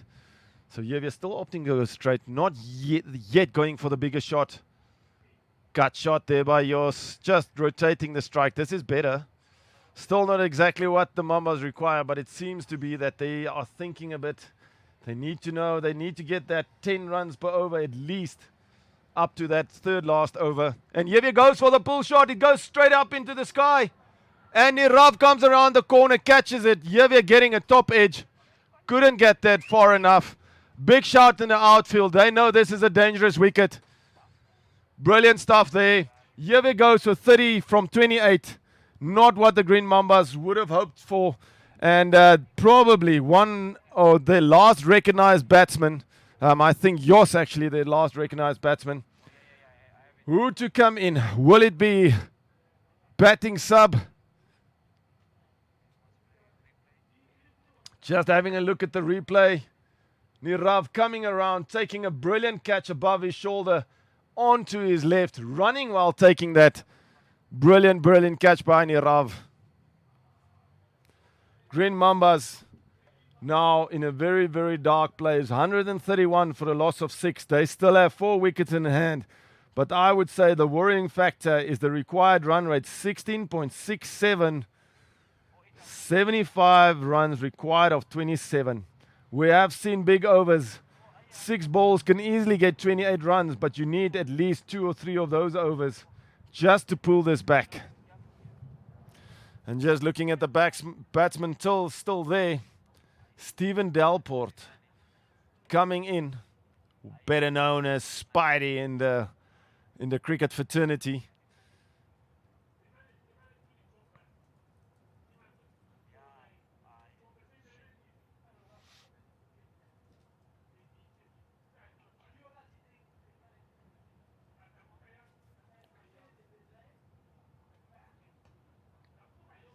Driven down the ground is the first ball to Spidey. He gets a single off the mark. And with each delivery now, run whisperers are just piling up that pressure. Run rate after each single just spikes up now, 17.08. Almost 0.5 per delivery, if you can call it that. Jos heaving that one high. Will it go to the boundary? Yes, and it probably went all the way. No, stop. Brilliant fielding there. Only 6 of it.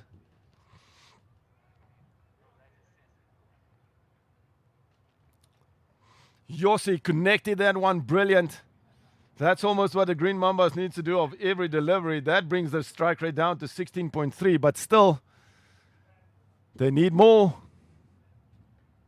Big pull shot by Jos. Straight to the fielder, Lucas Creer. A single of it. 138 for a loss of 6. That concludes the over from Aubrey. Doing really well, getting a wicket of that dangerous Javier. Javier not performing today quite where he probably was thinking to perform. Was hoping to get a bit more runs and stay there till the end. See if he can chase that down in the last 2-3 overs. You don't need much more than that for the last 4 overs. 67 runs. In the last 4 overs, that is what is required by the Green Mambas to chase down the score of 205, set up by the Run Whisperers. Would be interesting to see what's going to happen with the bowling spell. Are they going to continue with Ian Lombard? Ian Lombard, normally also bowler, struggling to find his length, I would say. Bowls a brilliant line. It's just one or two deliveries. Normally his over is a bit short. And if you've got a batsman that can pull and read that quite good, it can easily go to the boundary. But yes, coming up with that brilliant wicket in his first over. And bowling stats of 1 run, 1 wicket, 1 over is probably the best that you have seen. And as I say, that short ball hitting the pitch right hard, quite hard, and they go through for a single. I would say Run Whisperers are probably here in the commanding position.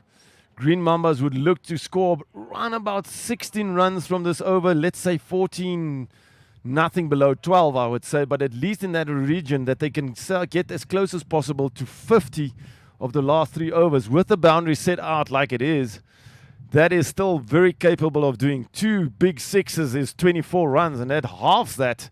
So yes, Spidey with a big hook shot straight to net, unfortunately for him, and they get a single. This is brilliant by Ian Lombard.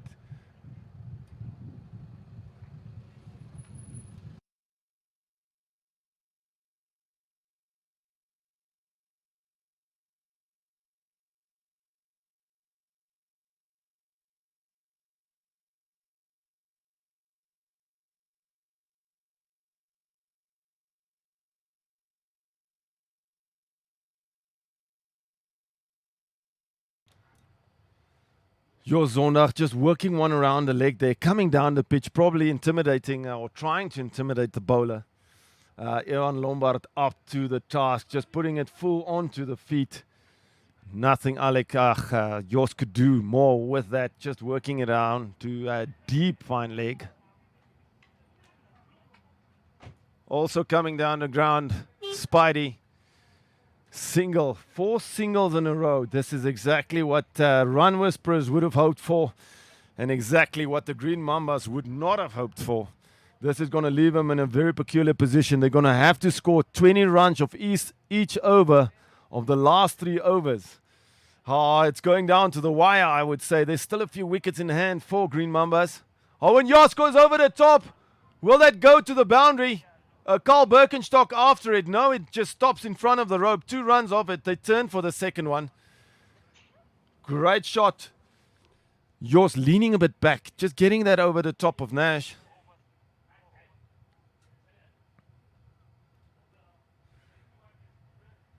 One big hit. This is what the Green Mambas need here. They need to get, as I said, as close as possible to that 50. One big hit is required here, guys.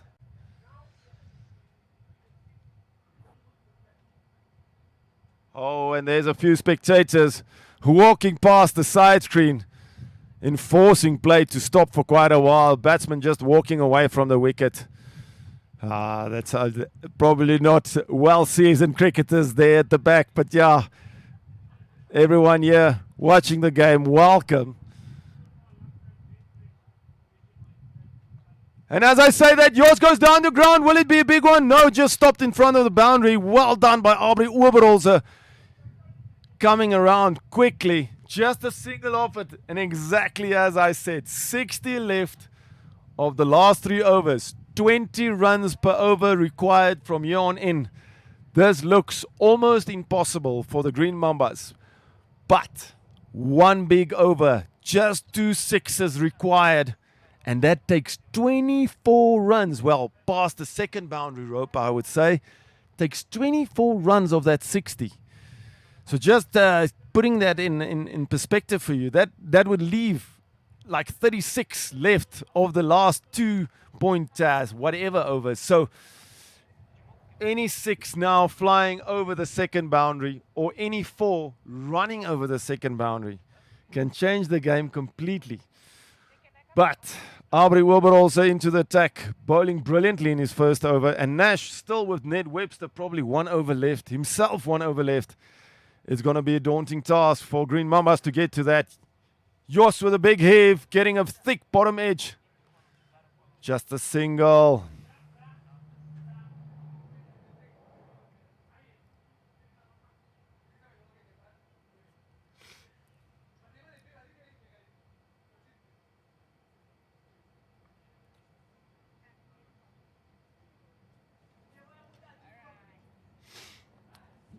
Spiding, throwing the bat at that. Probably looking to go in between cow and long on, apologies. Getting it, but not getting it completely where you would like to have hit that. And they get a single. Singles easy to come by for the Green Mambas, but other than that, it seems like things are very difficult in there.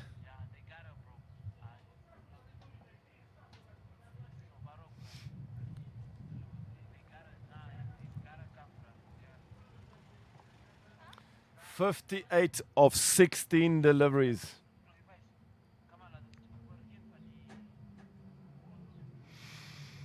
Just looking at that and looking at the required run rate, that means 3 runs per ball from here on in. And that would actually still not be enough, so it's closer to 4 runs per ball. I think Nash and his team probably now think they've done enough. Is there still something that's going to turn this game on its head? And as I say that most likely will be a no ball, is it not? Yours coming with a reverse sweep, runs across the second boundary rope. No ball called. No ball called. Oh, lucky with that. I would like to see the side on replay on that one. Probably hard done by there. Yours should have pulled down those pants. They may be sitting a bit too high.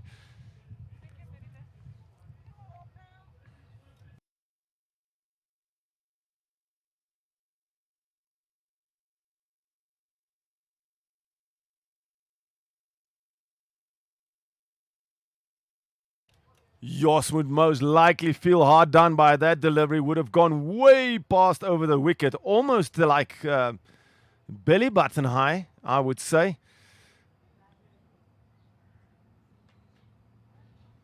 And again, after that, chasing it through just a single. Oh, Aubrey doing really well after that last one.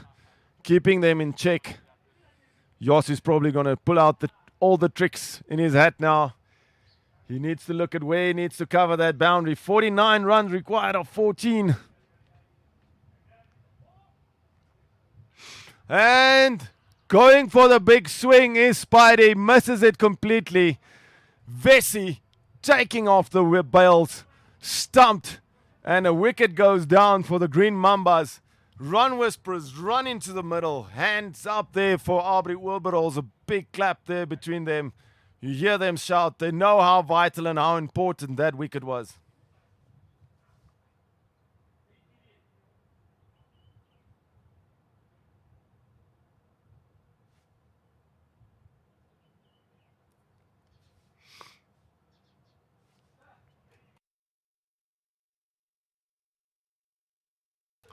$157 for the loss of 7 is Green Mambas. 17.5 with 2.1 overs left. 13 deliveries to score 49 runs seems almost impossible. Run Whisperers 205 in their allowed overs, asking the Green Mambas to chase down and reach 206 to win this. Can there be a turn in this? Can the Green Mambas pull out a hat? Janneman Duisel actually now comes to the wicket. Second most run scorer of the first division earlier in the year. Just below Yevier Jr. scoring 380. Janneman scoring 330. This is probably an interesting turn. And can Janneman come in and hit a few big ones? Clean ball from the first delivery. Golden duck is Janneman. Probably just had to go and swing hard at it. And as I say that, commentator's curse falling onto Janneman. I was just elaborating a bit there on his stats and things that happened in the first division. And losing his wicket.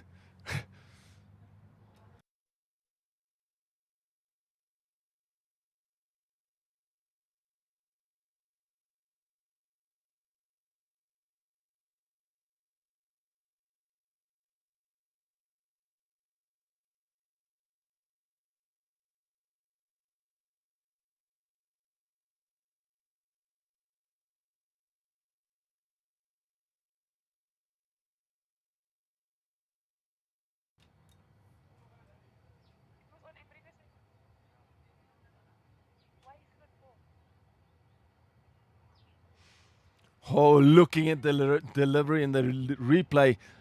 Aubrey getting immense amount of turn on that. And Janneman probably thought that line would stay a bit straighter, sticking to it, and then just turning at the end. But yes, I would say just had to swing at that. Coming to the wicket, Sean Easters, captain from the Green Mambas, with a massive task at hand. 49 runs required of 12. That means at least 25 runs and above of each over.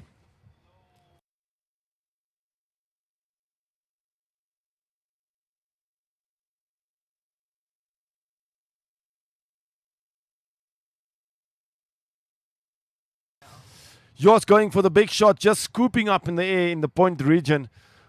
Point or sweeper standing out very deep. So Run Whisperers just trying to stop the boundaries here. Sean, will he start swinging that bat for all that is his money, for all money, and see if he can get a 6 or 2 over the boundary? Sean missing that one completely. Just a shake of the head there, coming down the ground. Sean, just keep you cool. I know you can do it. 2 sixes, that's 24. 4 sixes, my friend, that's 48. And you're so close. With you still there, Sean, come on.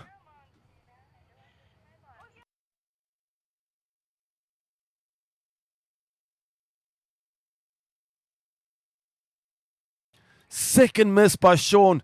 Really hard on him there, shouting at him himself. Just need to stick to the line there, Sean. 9 deliveries left. 48 runs required. Run Whisperers team probably thinking, oh, come on, we've got this one.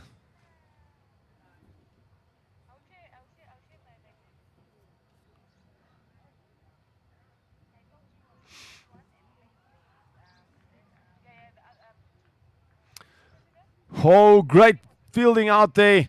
Sean again missing the ball. And Bessie collecting it, shying it in back to the stumps. Just missing it. And giving the option there for Sean almost to be run out.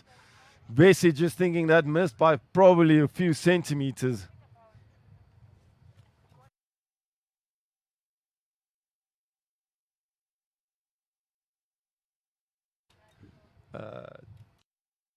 Straight down the ground goes Sean, just getting a single of that. And that is probably the last nail in the coffin. 1 ball remaining here for the run for the Green Mambas in the over. Required run rate shoots up to 40. That means they need to do all the work in the last over.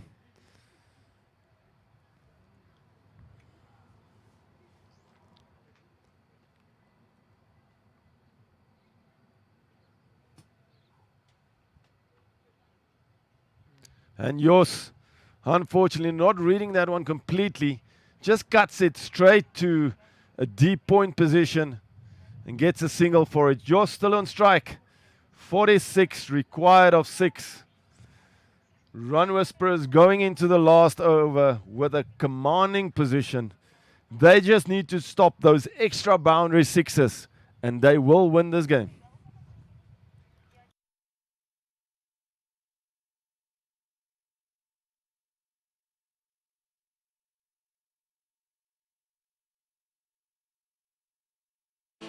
Paying school fees? Easy.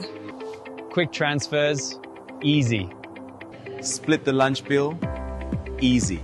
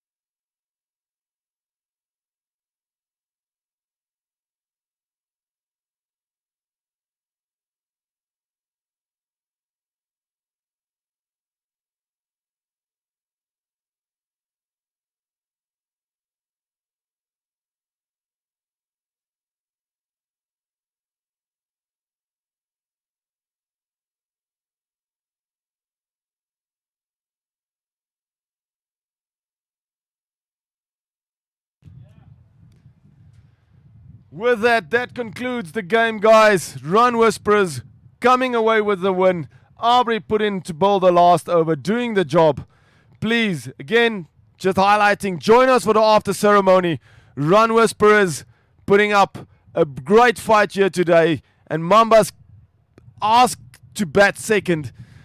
Couldn't quite chase it down. Started off a bit slow, I would say. Then pushing on that pedal and losing 2-3 vital wickets at a time, where I would call the middle overs. Again, middle overs playing the biggest role in what happened today. That just basically punched up that required run rate, which Mambas couldn't match. And at the end of the day, Run Whisperers and their tactics, especially with their bowlers, came out on top. Please join us in the after ceremony. See you tomorrow in the finals.